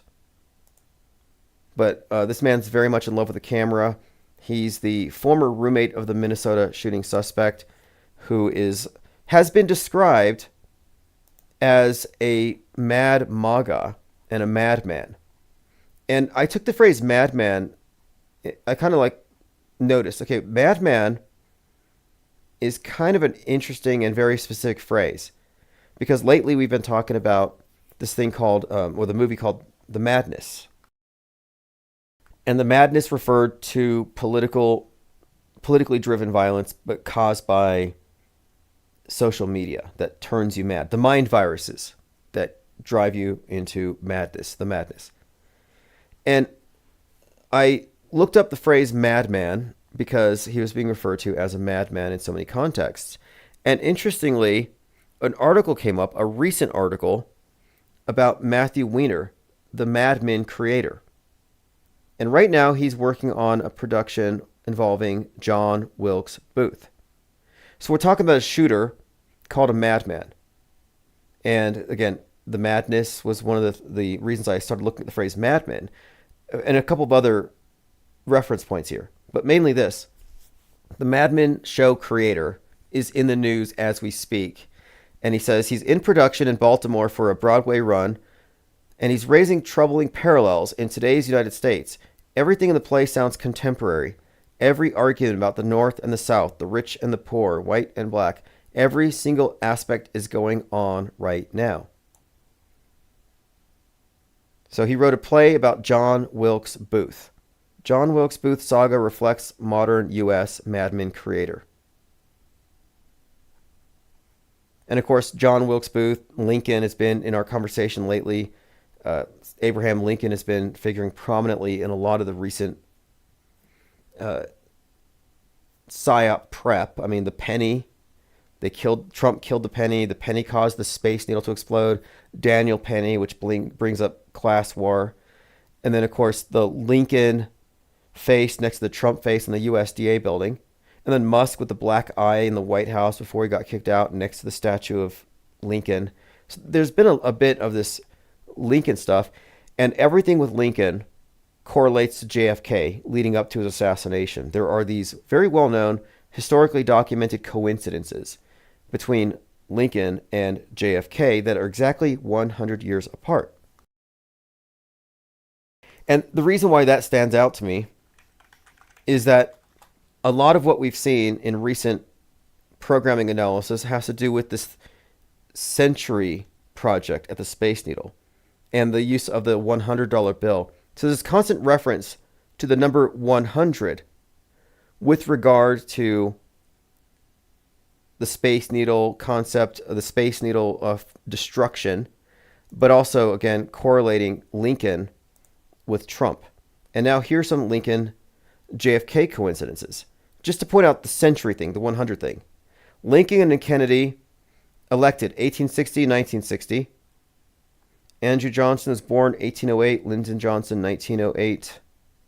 John Wilkes Booth was born 1839, Oswald 1939. And that's just a handful, but the point here is that you have all these well-documented coincidences that space various aspects of their political careers and those around them at exactly 100 years. So I'm thinking here, between these Lincoln and Kennedy and Trump connections, and these repeated references to the Century Project or the number 100, I think we're basically being prepped for what is going to be the psyop of the century, but some kind of big historic event. And my contention here is that it will be fake, but that they write history in advance, and we're watching history in the making, and we're just seeing evidences of scripting. And look how far back it goes. Thank you very much for feeding the Crackwind Thirst for Truth. IPS appreciates your support and participation. Lord Laney says, as possibly, oh yes, eerie coincidences. Oh, that's nice. I hadn't thought about that. Lord Laney points out that they're always calling these coincidences eerie, like white noise overlapping with the train derailment. The eerie coincidences that are constantly being drawn between movies and real life. But he's pointing out that eerie starts out with EE, like 3-3, which happens to be something of a hoax code. Like, we may not know what's in their little secret groups definitions for these different numbers and codes. We may not have their ciphers, but we can clearly draw, not just cherry picked, but there are some deliberately, I think, deliberately made references to very specific numbers in all these various psyops, and 33 seems to be a hoax code. And I think it pertains to this idea of order out of chaos. Throw some random event in order to shake up the world stage and reorder things. Conscious Reality says, I think their secretaries had the same name. Yeah, I think the secretaries were something like, I might even have it here. Lincoln's secretary's name was Kennedy, and she said, don't go to the theater. Kennedy's secretary's name was Lincoln, and she said, don't go to Dallas, which would have been in the Ford. I mean, it's kind of poetic. Lincoln's blood on the Ford Theater. Kennedy's blood on the Ford Lincoln. And then you had Harrison Ford shot in the theater, or shot at in the theater, in the Marvel Comic Universe Captain America Civil War. Or is it Brave New World? I think it's Brave New World. But Harrison Ford in a theater. I'm like thinking Ford Theater. Harrison Ford's birthday, 7/13, the day Trump was shot. And that trailer where you see him getting shot at was the day before Trump was shot. And they changed it after the fact. They altered the trailer because of it. That's the one where Harrison Ford's character as president becomes the Red Hulk, which I think is a MAGA reference. And he's opposed by Sidewinder. And Sidewinder is played by the same actor who's the opposition to the Trump character in Megalopolis. Just another one of these patterns we've picked up on. Like, we've gone into the weeds here. And what we noted is that you have subplots. You have these world stage stories. And these stories are often played through various movies. So there's been this consistent Obama versus Trump thing for some time. Multiple movies. And it's often demonstrated on the world stage in symbolic ways. Sometimes not so symbolic, but I would argue that Obama represents 1619, Trump represents 1776, and these are these two clashing worldviews. And what we're witnessing on the world stage, again, is history in the making. And these are two historically important characters. And a lot of their interactions, I think are highly symbolic. Like Trump taking Obama's poster, his portrait down, and replacing it with the portrait of himself with the bloody head wound, chanting, fight, fight, fight. Because in this storyline, Obama is the orchestrator of these assassination attempts. This was the theme in Megalopolis. The Obama character is the mayor, and he orchestrates the assassination attempt of Caesar Catalina. The same actor is Sidewinder in the one where Harrison Ford's character gets shot at. But this is a repeated theme. The Trump-related character in A Man in Fool, based on a Tom Wolfe novel, is opposed by the mayor who orchestrates his downfall, Chicago mayor. Now, again, those are three of probably a dozen I could reference, but we not only see plenty of foreshadowing for an assassination attempt, but in all of these instances of foreshadowing, a lot of them concurrent with the event itself, like concurrent releases. We see the antagonist, the Obama representative, in the same film. Conscious Daughter says the writers of this script have a wonderful sense of humor. Yeah, I see people say, like Musk retweeted something about how the best writers in the world could not be writing this stuff. And it's like, no, they quite literally are. They're recruited for this. It does have the best writers, the best researchers. And I think their writing is, honestly, I think it's great. How they amalgamate so many different traditions, religions, myths, and they fuse it all together. It's quite brilliant. But I think it also speaks to the pre-planning. That it's not ad hoc, it's not made up as they go, but rather I think there's a broad script. And look, I wouldn't be shocked if in broad strokes it's the next 1,000 years and then 500 years and so on. And the longer the control, the longer they're planning, the greater the control that they have over us, I would imagine. I mean, it's not a difficult claim to support, to say that our history is fake. I mean, how far back do you trust history? Do you just assume, well, everything that happened as recorded in the history books is reliable, but they started faking the news in the 50s? Like, well, I don't think it works that way. Like, we can't really draw a line between it was all real and objective and then it became compromised. I think we're looking at it wrong if that's our assessment, because we can demonstrate the prevalence of the influence of fake news. So not everything's fake, but the fake stuff is the dominant influence. It's driven by the fakery. And this goes as far back as we've been paying attention. And as we retroactively analyze news, the same exists, same pattern exists. It's a formula. It's a methodology. So in other words, you pick up a history book and everything in the history book is going to reflect the mainstream version of events. Even if they acknowledge conspiracy theories as a problem usually, but they're never going to, the history book is always going to assume the objectivity of the mainstream version. And this is as far back as you can go. But if we know it's not objective, then what does it say? It says that our consensus framework, the backdrop against we all live our lives, this is intrinsically false, flawed, bent.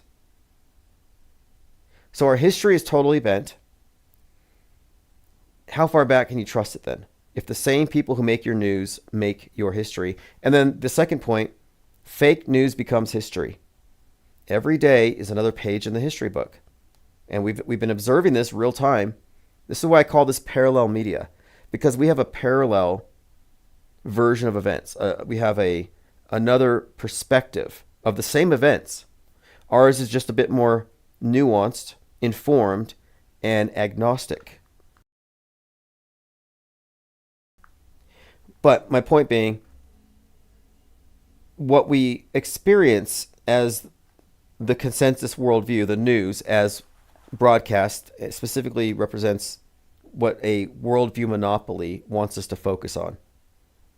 So we have a very selective version of things that we agree is the real version.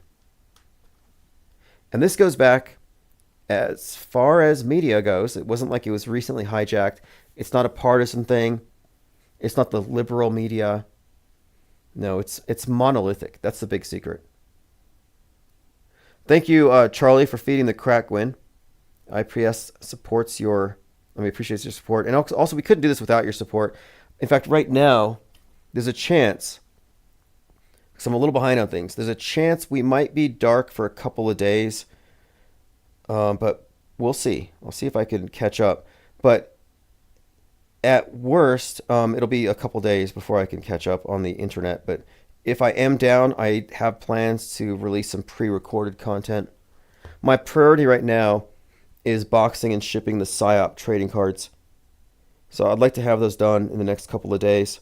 So if I'm not live tomorrow, I'm working on cards and I'm also working on a couple of other projects.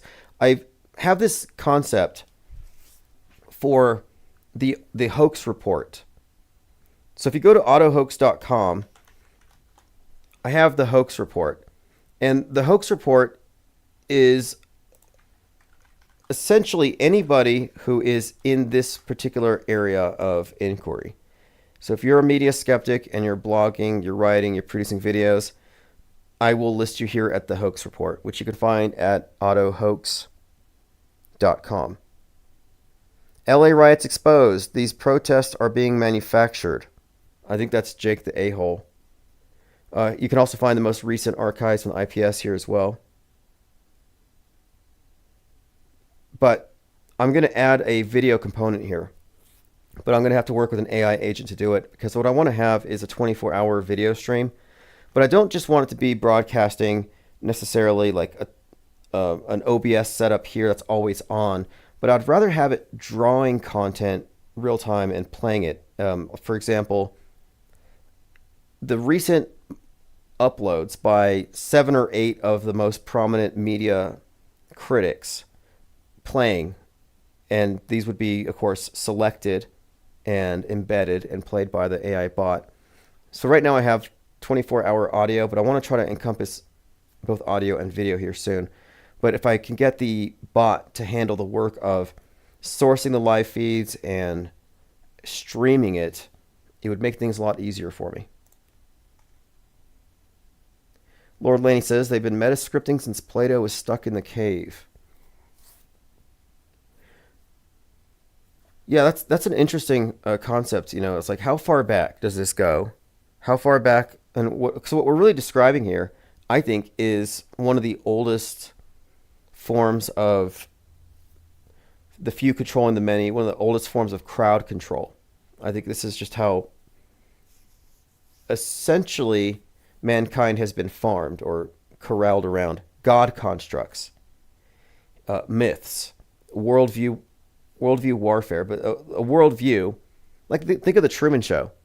The Truman Show is about an individual who doesn't know he's in a movie set and everyone around him is an actor. And he never really has any reason to question it because it's internally consistent. And as long as it is internally consistent, he's never going to wander. But what happens is a star falls from the sky and it's labeled Canis Majoris. It's the dog star. And the dog star precipitates his awakening to how the whole thing is a construct. It's like the glitch in his matrix. And I think that's kind of similar to how this whole thing works, where as long as everybody exists in a shared worldview and it's not contradicted, you can maintain a stasis, something of a harmony. You know, at the cost of the authenticity of the experience that they're having, but for the most part, it's pretty much, I guess, satisfactory. An even better analogy is the village. And in the village, you're just dealing with a commune, and the elders raise their children in this commune and don't tell them that there's a world outside. But they instead instill them with fear about what happens if you leave the village. And the elders dress up as monsters and prowl around in the woods at night to keep everybody afraid. So that's obviously a reference, I think, to psyops. Yes, Angst G, it's kind of like the Drudge Report. So the hoax report is modeled off of the Drudge Report. So go to autohoax.com. I'm also going to put the trading cards down here at the very bottom, the various PSYOP trading cards. And then if you subscribe at the bottom, get new posts by email. So I haven't been using this to blog, but I will soon in the future. I'm actually working on that now. I have some automated processes where it'll generate a press release daily, press release newsletter based on all of the links. So these are dynamic links. So somebody uploads, the link uploads, and I have a bot that goes through, scrapes the different links, gives us a breakdown, and will post. So if you want to subscribe there. All right, let's see what else. I'm going through my Twitter feed. We'll get more into the Madman shooter later. Now, his name is Vance Bolter, the Minnesota shooter. But the roommate is something else altogether. I mean, this is just, to me, this strikes me as a thespian. Everything about the roommate of the shooter and the way he's just sitting on the porch, and I think he's method acting. And there seems to be some coaching here, but nothing about him seems authentic. but he does seem to be an actor. And the range of emotions, the laughing, the crying, unabashedly emotive in front of a camera, like normal, regular people, I think have a bit of self-consciousness when it comes to being on national television. And to express such a wide range of emotions in such a short amount of time on TV seems to be, I don't know, unlikely at best. Like, oh, my roommate's in the news for killing a bunch of people. Let me go out there on camera looking disheveled and let me just be emotionally incontinent for the whole world. I mean, this is just bizarre. Let me play a clip. I love you guys. I made some choices, and you guys don't know anything about this, but I'm going to be gone for a while. Okay, he's crying. There's no tears, but he's hyperventilating because his roommate's going to be gone for a while. Now, he just learned his roommate just blasted a bunch of people and killed a dog. He killed a dog. And you're going to cry for him? You're going to cry for your roommate. And I think there's a contradiction because the guy has a wife and kids. So why does he have a Papa John's employee roommate? I don't know.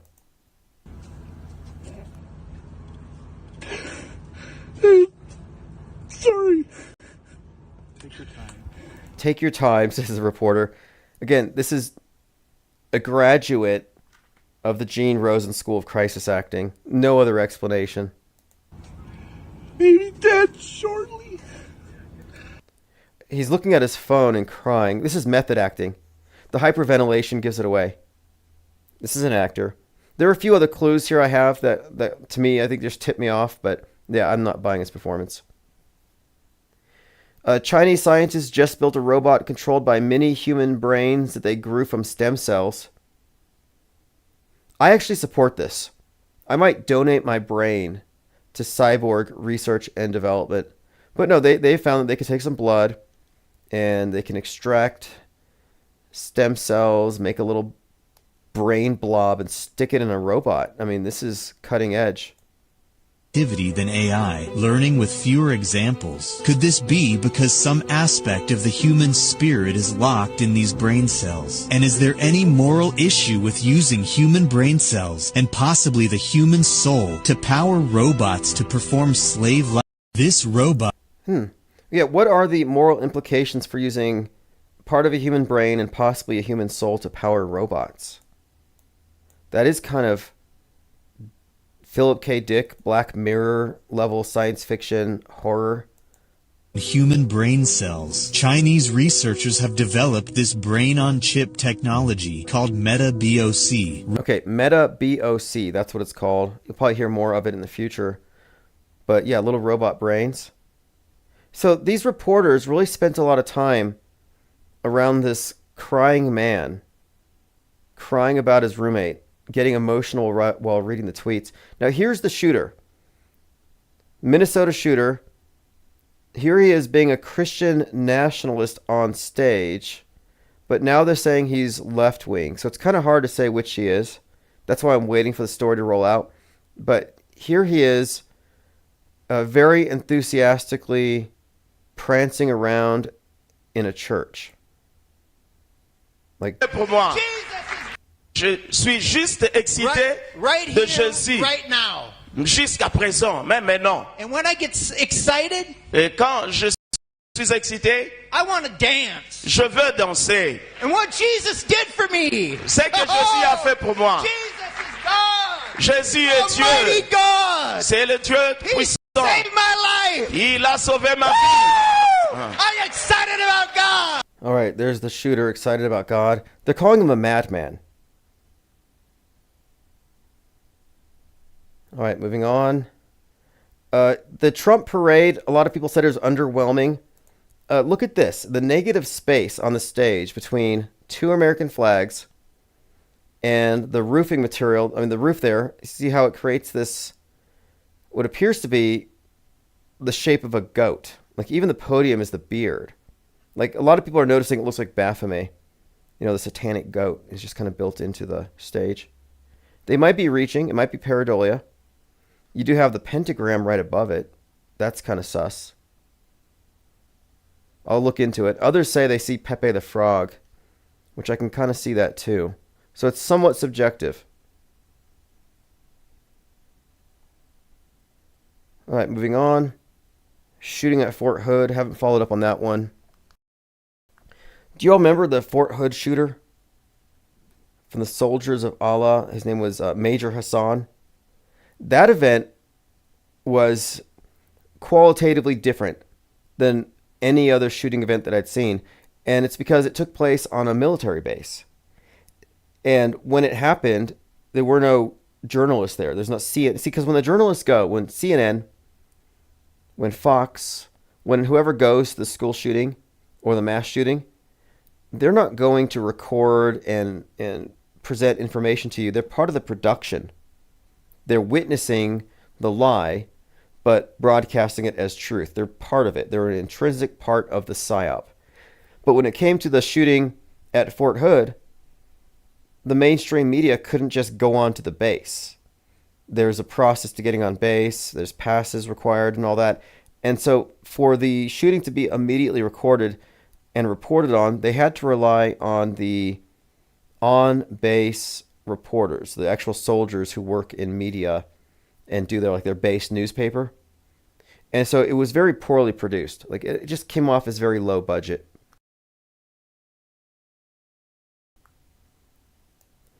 And what was that other one? There was the shooting at the mall in El Paso outside of Fort Bliss where you had this soldier who claimed that he saved a bunch of children by throwing them in a shopping cart and pushing them away from the Foot Locker as the shooter was shooting up at the Walmart. He made up this big story, and then he got called out for it, and then he went AWOL, and then he was found dead in Mexico. Do you all remember that? His name was Specialist something. I'll have to look it up. We have to do a retrospective. Where are they now on all these various actors? So breaking new photo shows the Minnesota suspect Vance Bolter attempting to gain entry to a house. They have him wearing one of these deep fake masks. Kind of looks like the one that Mike Myers wears in Halloween, which is actually, weirdly enough, William Shatner. But he's wearing an obvious mask. He's got a cop uniform. Again, this gave me Terminator 2 vibes. Shape-shifting cop and totally evil, going on a rampage, killing people. This guy had a hit list of 76 people.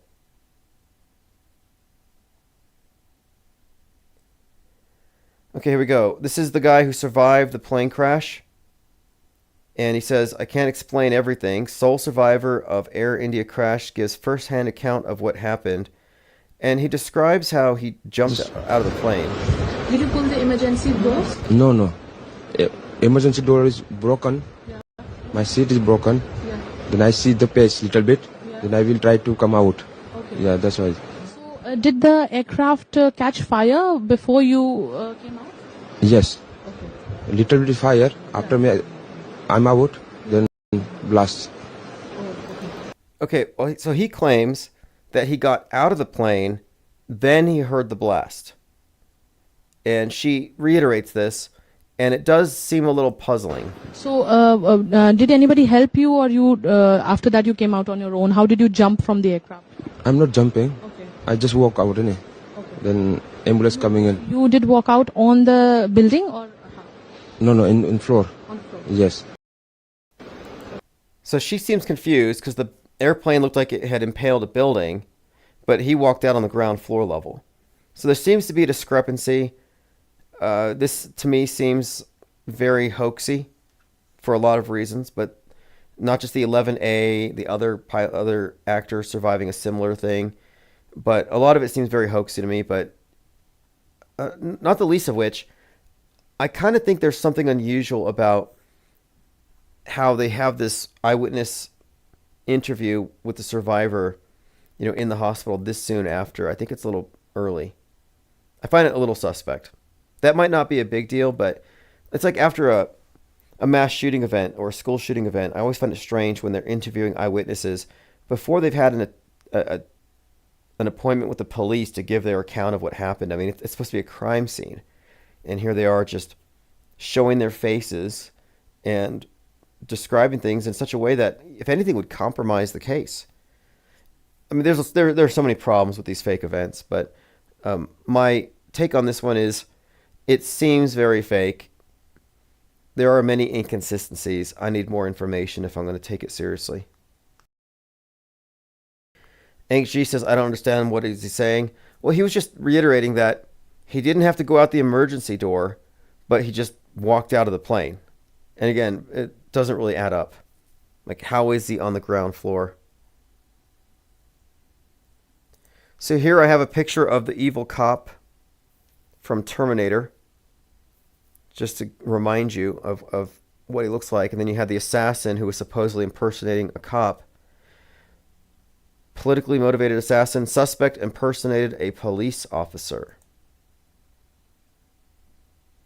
And they claim he had a manifesto. But I've heard that claim retracted. I don't know yet. I haven't read it. Hopefully they do better this time. It's not some chat GPT AI slop, which has been the case for most of their recent manifestos. Now, this is a very important point. I'm glad this video came up. I got this clip, and it's from a show. I think it's the show that Jaronism's on, and it has to do with what I call auto believers. So, an auto hoaxer is one who presumes that something anything presented in media should be considered fake until proven real if it's an extraordinary claim, if there's some obvious propaganda motive. Like, so there are reasons to think it might be fake, but if there are some reasons, like reasonable doubt as to the veracity of the story, like if the media is reporting on anything other than the sky being blue, you should say fake until proven real. Like, that's axiomatic. Fake until proven real. The mainstream version is it's real until proven fake. Believe the headlines. Just respond and react to everything. So here we have a live stream, and there's half a dozen people talking here. And just take a listen to this person's response to rockets hitting Israel. Yeah, those things are really, man, this is crazy. Look at this fucking hit. This is badass. Hang on, let me... Wait, stop. So this guy is basically describing how, quote, badass it is, and he's watching these missiles hitting.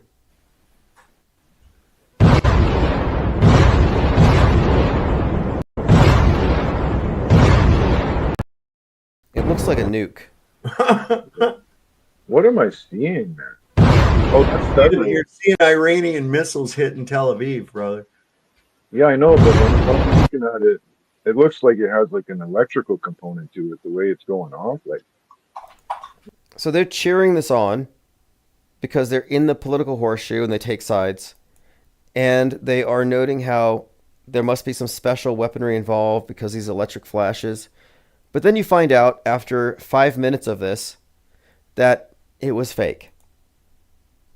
Stand there and videotape it. I guess there would be oh,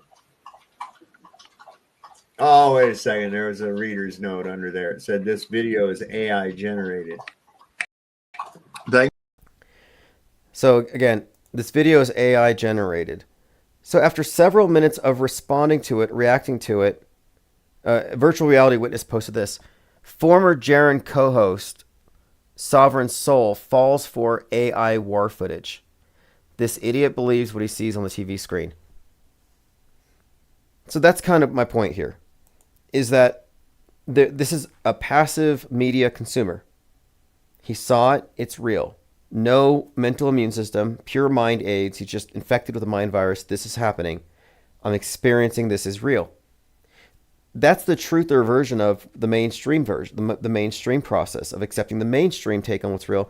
They just get their own, they do their own research, but they're just as credulous. And that's the fundamental distinction between the media skeptic and the auto believer. They automatically believe. Iran hit Israel's Ministry of Defense headquarters, the Cairo, which is the equivalent of Israel's Pentagon. I saw this and I just noted that this thing looked like a glowing space needle inside of a box. Interesting piece of architecture. But they compared it to a pentagon. What do you think of this? This is Days of Noah. Nuclear bombs do not exist. This is an 80-year psyop that keeps the world hostage. Before you ask, Hiroshima and Nagasaki were wooden cities and they were firebombed like Tokyo. Like, this to me is the main point that people lose sight of. Nukes are fake. So we have all this talk about false flags, World War III, but we kind of take the wind out of the sail when we say nukes are fake. So I operate, I think, in a different universe than the people who think these things are real. This is why I refer to them as God constructs. It's the state religion of mainstream media. It's the state-approved worldview. And the difference between the worldview of a believer and a non-believer is that the believer's worldview is populated by a bunch of things that don't exist. And it's because of a lack of critical thinking and a lack of skepticism. But the difference is I'm in the same world as the guy next to me, standing in line at the grocery store or something, but he believes in nukes and I don't. So we have different life experiences, different insecurities. I might not be as worried about anything.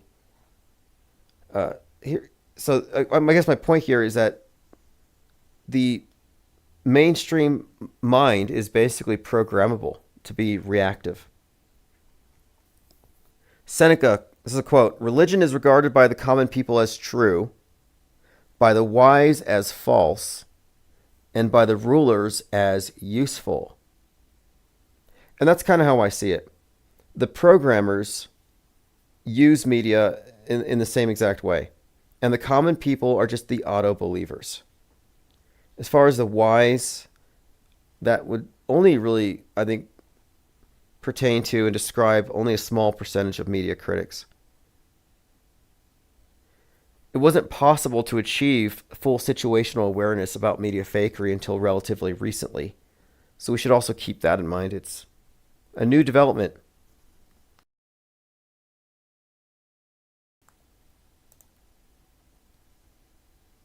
Okay, let's continue. I'm going through my Twitter feed and we'll probably be following up tomorrow. I think there's quite a lot that's going to happen in the next few hours that I think we should just wait and see. Again, breaking nuclear sniffer plane has taken off from Omaha. So they've set the stage, I think, pretty effectively. And when everybody's chanting false flag, everybody's in sync, everybody's ready to believe something. So I'm poised to not believe. Breaking massive explosion reported just outside of Tehran. Breaking Trump now leaving G7. So we're waiting on. I haven't watched that. Trump's, if he's done some kind of a press conference, haven't seen it yet. Justin, former Coast Guard lieutenant and sharpshooter, arrested for threatening to kill Trump. Now, Trump did ask them to evacuate. But wow, the rhetoric is so uniform. And Trump has also gone nuclear on Tucker Carlson.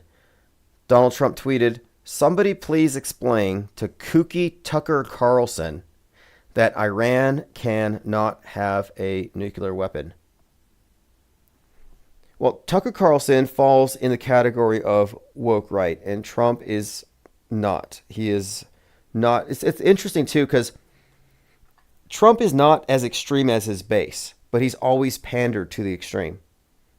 I would categorize him as a demagogue, and it's all strategic, but he certainly panders. I mean, how many times did we see him dog whistle to the Q clan? You know, with a Q symbol, he would draw it. He retweets Q stuff. He doesn't. He's not really endorsing that stuff, but he's pandering to and catering to this demographic. Elephant Tusk says, IPS, what are your thoughts on the series of episodes of Roseanne where we're told she won the lottery and are led to believe it for a long time, but it's revealed at the end of the show that it was all a fabricated lie. I never heard that. Roseanne's funny. Now, she was beloved by many people on the woke right side of the political spectrum, and now they hate her because she's pro-Israel. It's interesting how the schism arrives, and it's big. The schism is by design. I only notice it because it's being emphasized, this fracture, and it makes sense that if they're going to do a psyop, that they would create this fracture for a few reasons. This division, I think it's necessary. It's part of the deconstruction of what they built up. But I think it's notable that you have this particular fracture so that when something happens, you're going to have this chorus screaming, inside job, inside job. It's going to be 2001 all over again. So I came across this video, and this person makes a valid point. And I'm not really going to play it because her delivery is a little kooky, but what she suggests is this.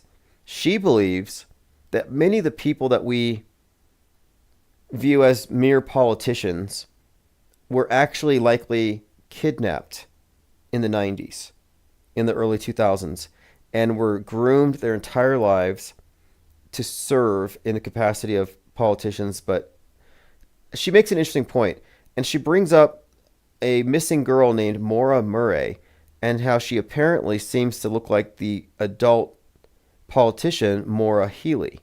I'll play a short clip. Has anyone stopped to think that maybe missing children from the late 90s and early 2000s, mid 2000s, whatever, were actually kidnapped by our government and turned into politicians who will do everything that they're told? Now, I don't think she's far off with this. It reminds me of that show Utopia. We have an entire segment of the population that are on this island, and they're used for media manipulation and psyops. But I don't think things need to be that complicated. I think a lot of people are just greedy and they're easy to influence with money. The beheaded one says, I thought she had a schizo moment where she was talking just like Ye. Yeah, there was a point where Roseanne seemed to pander to that. Like the QAnon thing. She was all about QAnon and blood drinking Democrats and stuff. I don't know if she knew that QAnon is just repackaged blood libel, which is basically accusations that were said about Jews before they were said about Democrats. But no, she is decidedly pro-Israel. She's very much proud Jewish. She believes, she says that her grandparents were killed in the Holocaust or something. So she is not on the side of Holocaust denialism, and woke right is uniformly Holocaust denialism, although they do believe they're being Holocausted because they believe in what you call white replacement or white genocide. But no, in recent days, it's become very clear on how she's in this schism. She is definitely not on the woke right side, even though that's a big contradiction because she has embraced all the conspiracies, which are part of that. And the term woke doesn't mean cancel or hysterical political positions. It really refers to a frame of reference one adopts. Like, I'm red-pilled. Or I'm J-pilled. Or I'm left-wing woke about systemic racism, where you're given the big story about the world that reframes everything. Now, everything you experience has to be interpreted through this lens. That's what woke means. So red pill means you're awake. So if you consider yourself, quote, awake, like I see on Twitter, truthers will say, how long have you been awake? And how's your life been since you awoke? And the truthers will be like, I've been awake for 10 years and things are just darker than ever. I'm so alone. I'm so isolated. So you hear these people talking about how awakening has changed them. But it's darkened their worldview because they're awake to the truth that nobody else sees. So they're encumbered by it. So to be awake is to be aware of your own oppression. So it comes down to oppression and grievance. And I think that's part of why chemtrails is so powerful. Geoengineering and chemtrails, because it gives you like this tangible evidence of your oppression. Like, look, we're being poisoned and nobody cares. I'm awake, I'm screaming at the sky, and nobody cares. So the people who are woke or awakened feel alienated from the non-awakened. They're like, oh, I'm red pilled and all these blue pillars are just walking us into destruction and I can't stop them. So there's this desire to save people, to evangelize, to wake them up, to, quote, red pill your friends, to red pill your relatives at Thanksgiving. That notion of waking people up is built into wokeness. And it's also very presumptuous because it suggests that I'm awake, I'm enlightened, let me give you my light, let me wake you up because you're asleep. And they literally feel like that, like I'm awake, I'm awaker than you. But the irony of it is that the woke positions on the left and the right are not only parallel and just basically mirrors of one another, they're templated off the same structure, but they're not really awake from the dream, but they've just transitioned into a nightmarish version. It's a scary world when you can't walk your dog because of chemtrails.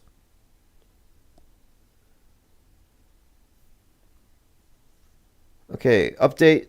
President Putin is considering sending Russian forces into Iran to save the regime from complete destruction.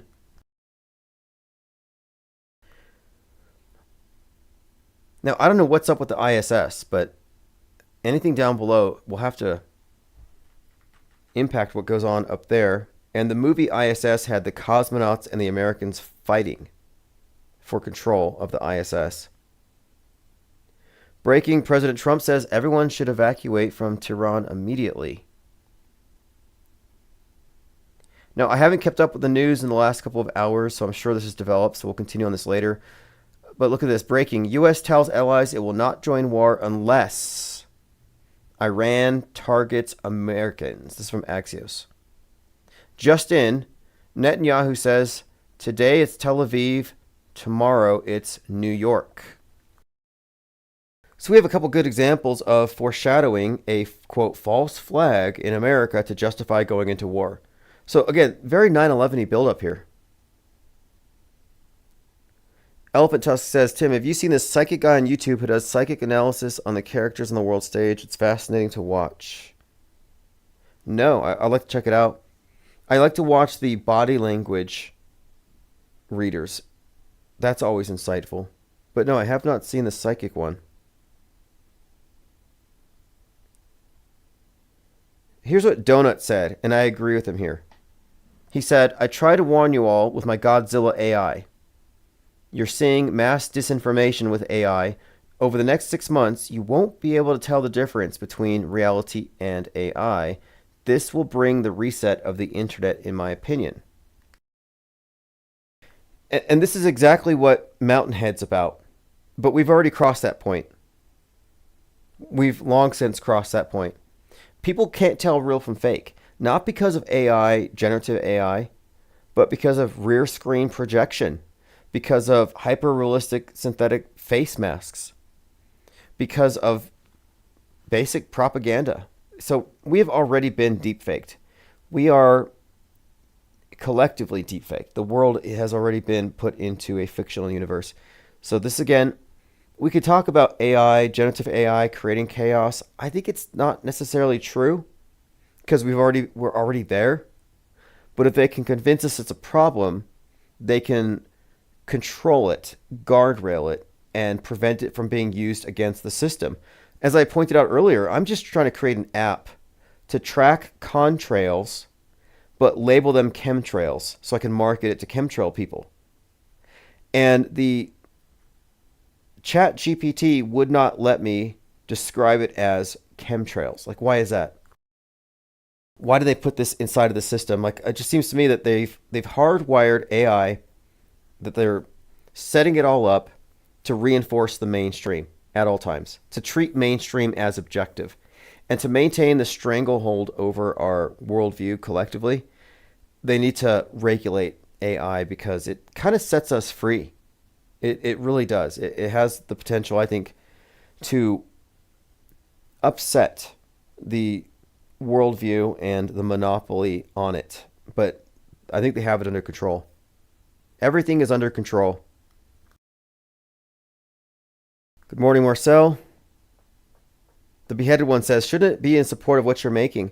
Well, you know, I saw this happen with DALL-E. So DALL-E comes out. It's amazing. And then somebody does this hilarious image of Mickey Mouse hijacking a plane and flying towards the Twin Towers. So, I mean, that's art. It's funny. If you don't think it's funny, you don't have a sense of humor.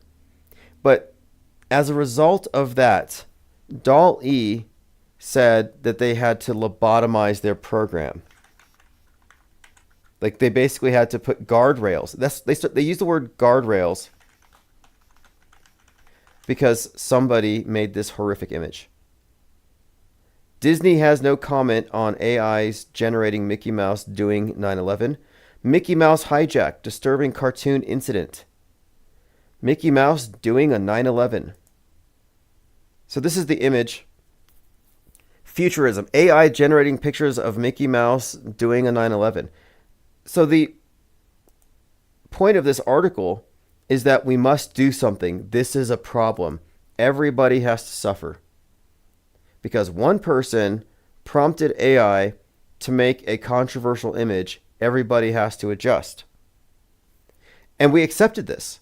This went by without a protest. DALL-E was effectively lobotomized. We're dying to know what Disney thinks about Microsoft's AI-generated terrorist Mickey. So here's the picture. People have been using Bing's AI image generating feature to cook up an image of cutesy creatures ranging from Nintendo's Kirby to rodent Mickey Mouse perpetrating the 9/11 terror attacks. Ranging from Nintendo's perpetrating the 9/11 terror attacks. Now, as a result of this, Bing has had to confront it. It said, in addition to revealing massive holes in the AI's guardrails, this is a more or less an insult to copyright injury. Of course, legal conversations are happening behind closed doors. But the main point of it is this. Massive holes in the AI guardrails. I was using the term guardrails for some time. Way before AI came into the conversation. And I use guardrails to describe conspiracy narratives that keep people from arriving at the correct conclusions. But now they're using the term guardrails to describe AI. But the fact that they censored everybody over it is the problem. It would be like one student in the class draws a violent image with crayons, so everybody has their crayons taken away. But if you can accept the premise that this is bad, we must all adjust, well, then you just accepted disease X. You just accepted the basis for the mind virus lockdowns of the internet. Like, oh, look, this image, this person had this horrible image. Now we all have to adjust. That way, we have to collectively agree to mask our minds. That's what it comes down to. They get you to accept the premise, you see it as a problem, get your reaction, and their solution is guardrails, guardrails, guardrails. So that's what I'm looking at. The next big thing is the mind viruses that are blamed for the domestic violent terror attack will say, hey, we have to have guardrails so that people don't fall down these ideological trails that lead them deeper into extremism. Thank you very much, Marcel. He has brought 5 blue wrenches. So Alpha, Busy 56, K Swan, Linda Curtis, A-Job 2677 have all received blue titanium wrenches. Just check your front porch. You don't want the porch pirates to steal them. These are hot items. The blue wrench has been really an emblem of the IPS think tank since its inception. And if you don't know the history of the blue wrench, I'm going to have to write one up. I mean, I could tell it, but I'll put it in the intro to the 3rd edition of Autohoaxology 101. Because we can never forget how the very existence of this think tank was made possible by the blue wrench. without which we wouldn't have had cohesive, coherent conversations. There'd be no standards if we had no way to enforce them. And we did have to enforce them. I mean, I think I had more than 1,000 trolls in the dungeon at one point. All right, moving on. We talked a little bit about chemtrails, unfortunately. Look, not my favorite topic. I don't mean to dwell on it. But if I can clear chemtrails from somebody's mind, I'm doing them a favor. Because you may not believe in chemtrails because they're fake, but chemtrail lung does exist if you believe in psychosomatics. And I do think that there are placebo effects, nocebo effects. And yeah, our beliefs do affect our immune system, our stress levels. It's all interconnected. So if you're so scared of clouds that you can't walk your dog, that's a quality of life issue. And your dog will thank me if you take the time to listen to my reasonable objections to the chemtrail myth. So here's the very pleasant Prime Minister Netanyahu saying, today it's Tel Aviv, tomorrow it's New York. How ominous is that? Like, join me or you might get hit. And this has the false flaggers saying,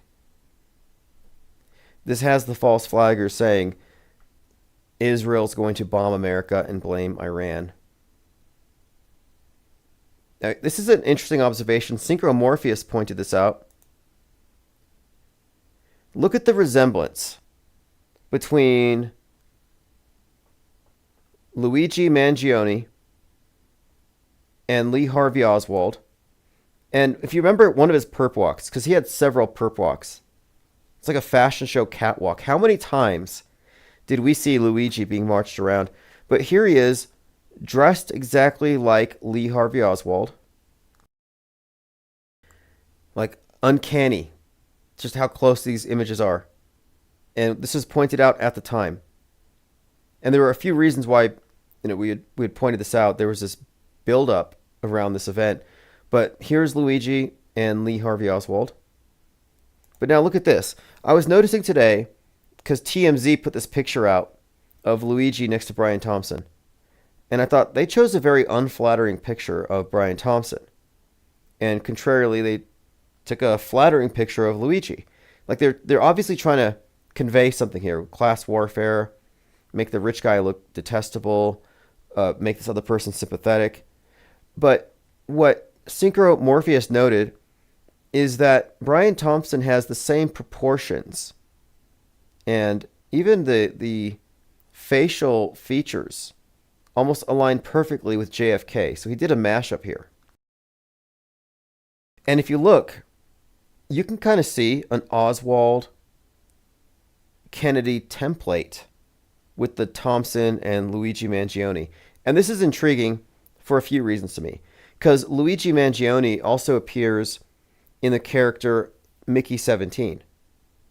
In the movie Mickey 17, he shoots a guy who's based on Trump, who has JFK's death date as a birth date. We're talking Mark Ruffalo. So Mark Ruffalo, born 11/22, is playing a Trump-esque character who gets shot by a Luigi-esque character. The bullet grazes his cheek and he poses for the cameras with a bloody face. Sound familiar? And of course, that movie was recorded 2 years before Butler. Perfect foreshadowing. Not a mystery to us here. These things do not confuse us, like we understand it. But this is just an example here of, like, okay, if this first picture is templated off of the iconic image of Oswald, which it's an easy case to make, it practically overlaps. And you have the theme, of course. And there's a deeper theme here when you go into the deeper levels of the story. The Hilton where he was shot at and the significance there. But again, I think this is a fascinating comparison. Probably not a coincidence.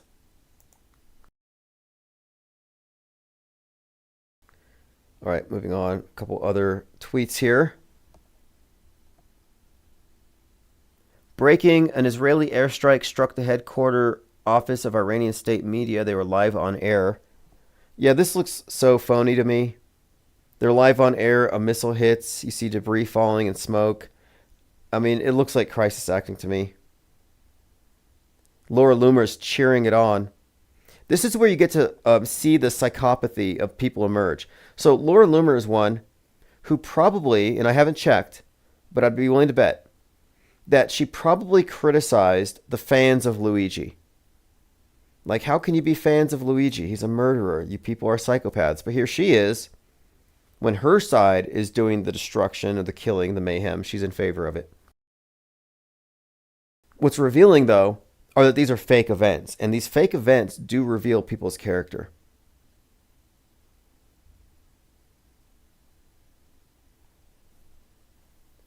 All right, let's see what else we have. Going through my Twitter feed. If you want to follow me, it's IPS Think Tank.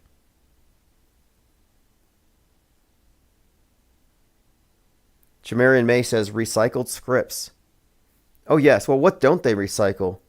And the recycled scripts, these are like, it's not that they're unoriginal, but they build on stuff. Like, when I really picked up on what I call the meta script, I was just noting how it seems like the major events of 2020 were quite literally modeled off of the events of 1968.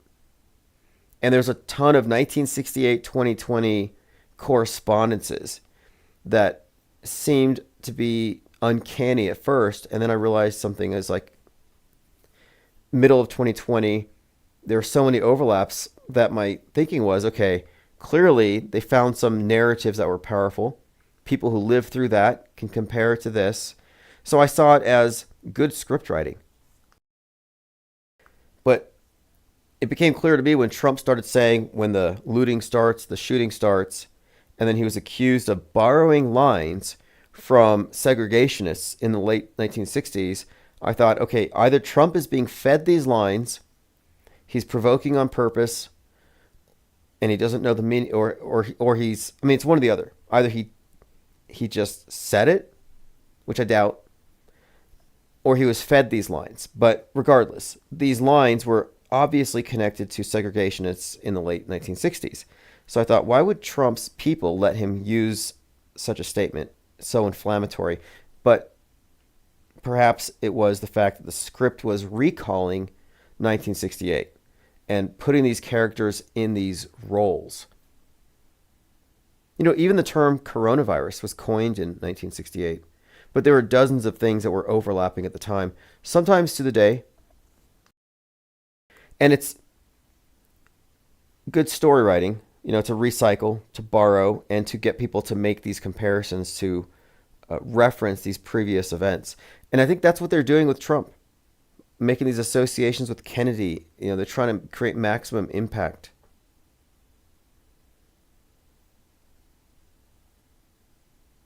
All right, Enoch says they don't recycle garbage, apparently. Yeah, recycling is a huge hoax. Recycling is, if you ask me, recycling is a religious act. It's a form of expiation of guilt, like confession. You know how confession works. You do a bunch of bad things during the week, good choices, bad choices, and you inform God about your bad choices. And you're aware of your bad choices, and now that you've acknowledged it, you can make better choices, and then you just put a little money in the collection basket, you're good to go. Well, how does recycling work? Well, you consume a bunch of stuff. Everything you buy reflects a decision that you made, a choice. All of your good choices are those that are recyclable because you're conscientious. You're deciding on sustainability. So when you go to the recycling bin, you're essentially confessing your bad decisions versus your good decisions. You're making up for your bad decisions, but you're showing Gaia that you're cognizant of your actions. And by recycling, you're atoning for your bad choices. You're balancing out your carbon footprint, which is kind of like original sin. You know, you're all a blight. You're all essentially, I mean, I hate to say it like this, but you are a tumor on the body of Gaia. From the moment that you're born until you die, you are bad for the environment. So the least you can do is clean up after yourself, recycle a bit. And connecting this to a religious practice of confession is really not a stretch. Because if you go to NBC's climate confessionals, they have a whole website where you can confess your climate sins. And I often talk about how we have a replacement religion with new God constructs. And I would argue that recycling does, in fact, for the atheistic believer in Gaia and climate change eschatology, that recycling does actually represent an authentic form of confession, and that it recognizes a form of sin that one can atone for. But it is definitely a religious thing. So here's the news from a few hours ago. Trump ordered the National Security Council to assemble and be on alert after he leaves the G7 headed for D.C. And then the Drudge Report has this sigil on their site right now. This is they have a couple of sigils that represent their God constructs. The recycling sigil, the 3 arrows, is the one for the god of the earth, Gaia. This symbol, the radioactive symbol, this is the sigil. This is the seal of the God construct known as the atomic bomb. But these are God constructs, and if you ask me, that's what their whole purpose is. Replacing the traditional concepts of God. But this is a God of war and destruction. And you see they just put this up on Drudge Report. Very triggering for some people. You see this and it means the world's about to end. Or Seattle's about to get Oppenheimered. Now, Netanyahu mentioned today Tel Aviv, tomorrow New York. I don't think they would do New York again. For a lot of reasons. I just don't think it would have the same gravitas. I think New York's already done it. Nobody would care. However, Seattle makes a lot of sense. And this is where the Space Needle fits into this big picture. Because the Space Needle, symbolically, as a historic monument or landmark, and as an icon, it checks all the boxes that the One World Trade Tower would check off. Whether you're looking at it as an icon or a symbol. So I would think that if there is a, quote, false flag, which, of course, it's not a false flag, but if there is an event that's going to be termed a false flag, it will likely be, in my opinion, Seattle, far more than a New York. So we have nuclear sniffers, supposedly. Massive explosion reported just outside of the capital city of Tehran. We'll follow that story later. A lot of people are forecasting, oh, look at this. Just in, China calls its citizens to leave Israel immediately. Interesting times. Certainly does seem to track, though. It does certainly seem to track with the mainstream entertainment of the day. Cubstar says Seattle was called New York, right? Yeah, I do think that Seattle was originally in New York. And I think the West Coast, the whole West Coast, it's symbolic as well. I think there's some symbolism here for this upcoming, the next big 9/11ing event. I think there's a lot of symbolism built into the West. And we've talked about this extensively. But the West, sinking the West as the outlier, destroying all the systems that affect the global commons, as epitomized by Elon Musk with his mind junk and space junk. But the West, which has enabled rich individuals to disrupt entire systems. And the last straw is cyberspace.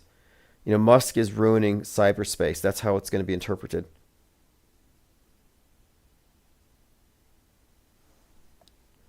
All right. There's so much more to talk about tonight. I think we'll continue this tomorrow. Hopefully I can get my internet up. If we are disrupted, I'm going to upload some members-only content. It won't be a major disruption, just giving you a heads up. And also, again, my priority is packing and shipping the PSYOP trading cards. And the PSYOP trading cards, set of 12, will be available for those who didn't pre-order shortly after I ship out those pre-orders. And then following that, I'll be placing an order for the next set of 12. So we'll have a total of 24 designs in print here in studio in the headquarters here within just a matter of days. By the way, another reason to follow me on Twitter, I am still working with a lot of animation. So here's an AI generated T-Rex fighting a rooster. The T-Rex is the same size as the rooster. This one's kind of random. Here's a miniature ant-sized T-Rex fighting a horned beetle. But I'm also doing a lot of IPS and Infinite Plane Society themed art. This is one you got in the newsletter. It's a small group of cyborg penguins on top of a tank that says infiniteplane.live. And notice the spelling. That's perfect. No misspellings. And when I'm looking at various renderings, I don't see 6 fingers anymore. You know, people were critical of AI because it would get these little things wrong. And I'm like, you know what? Let's not even criticize it because it's going to be perfect very soon. So perfect, it's going to disrupt everything. So you can bet on it only improving. And this is just an example. I mean, I rarely got correct spellings until about a month ago. And now it's just getting scarily good, which bodes well for the IPS. I have a lot of plans for AI in general, for bots, but also for animation. I have a few scripts that I want to turn into, you know, if possible, you know, lengthy short films, cartoons, animations, but the limitations are dissipating fast. At first it was how do you maintain character consistency, you know, scene to scene, and all these various obstacles are going away very fast. It's a major game changer. And if you haven't seen Mountainhead, I recommend it because it's pretty much showing what we should expect as generative AI gets easier and better and more effective and more accessible to the average person. And contrary to the mainstream take, I don't think that's a bad thing.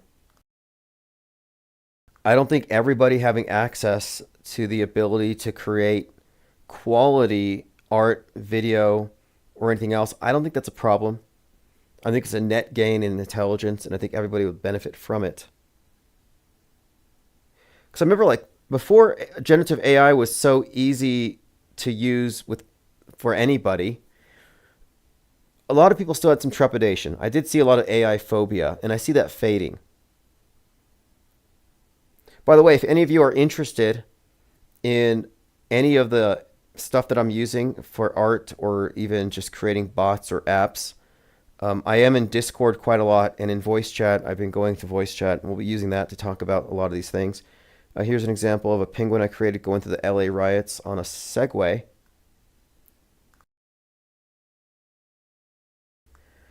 All right, well, hopefully by tomorrow we'll have some interesting plot twists. I know we've all been fed a steady diet of what people would term nothing burgers. And I'm not hoping for a, quote, something burger. You know, I'm not hoping for the world to end. But all we're doing here is, you know, we are describing worldview as it is portrayed and as it is verifiable, and how the verifiable version differs from the way it's portrayed and why it matters. And we're looking at competing worldviews, totally brainwashed, programmable populations, easily triggered, and, you know, it's just bread and circuses as usual. Enoch says, I think having an account with the video uploaded showing your face in a setting that by this upload date is hard to fake with AI. That way people can know your account is real. Yeah, that's another thing. Just a few months ago, we were questioning whether Alex Jones had been replaced because it's getting to that point. The reason you'll know that I'm real is because I call out the stuff that's fake. One advantage that we have, and this will not go away, is that what we're saying, what we're describing, what we're talking about cannot be co-opted by the system because it exists outside of its parameters, where even the programmers, by and large, aren't fully appraised of the level of fakery and manipulation. Like, we have too much information to be acknowledged because too much of what we have is essentially, I guess it's stuff that you'd need a security clearance to be in the know about a lot of what we're talking about casually and flippantly. Like, we're kind of playing with fire, and we didn't have to sign our name in blood or take any blood oaths or get any security clearances to get this information. But as long as we're covering things from the off-world stage perspective, that's pretty much enough to keep us from being co-opted. They can't touch this stuff. Do you think that Candace Owens can talk about the space station being fake? No, she can talk about the moon landing being fake. But why not the space station? Well, it's because that would involve people who are right now in the space station. It would involve people right now who could be held accountable. It's a little safer to talk about a psyop from 60 years ago. And they have to play it safe because that's their job. Their job is damage control, guardrailing, corralling minds. They're shepherds for the sheeple. All right, thank you for joining. This is Chief Crow Auto Hoax, or GTFO. We'll continue this tomorrow.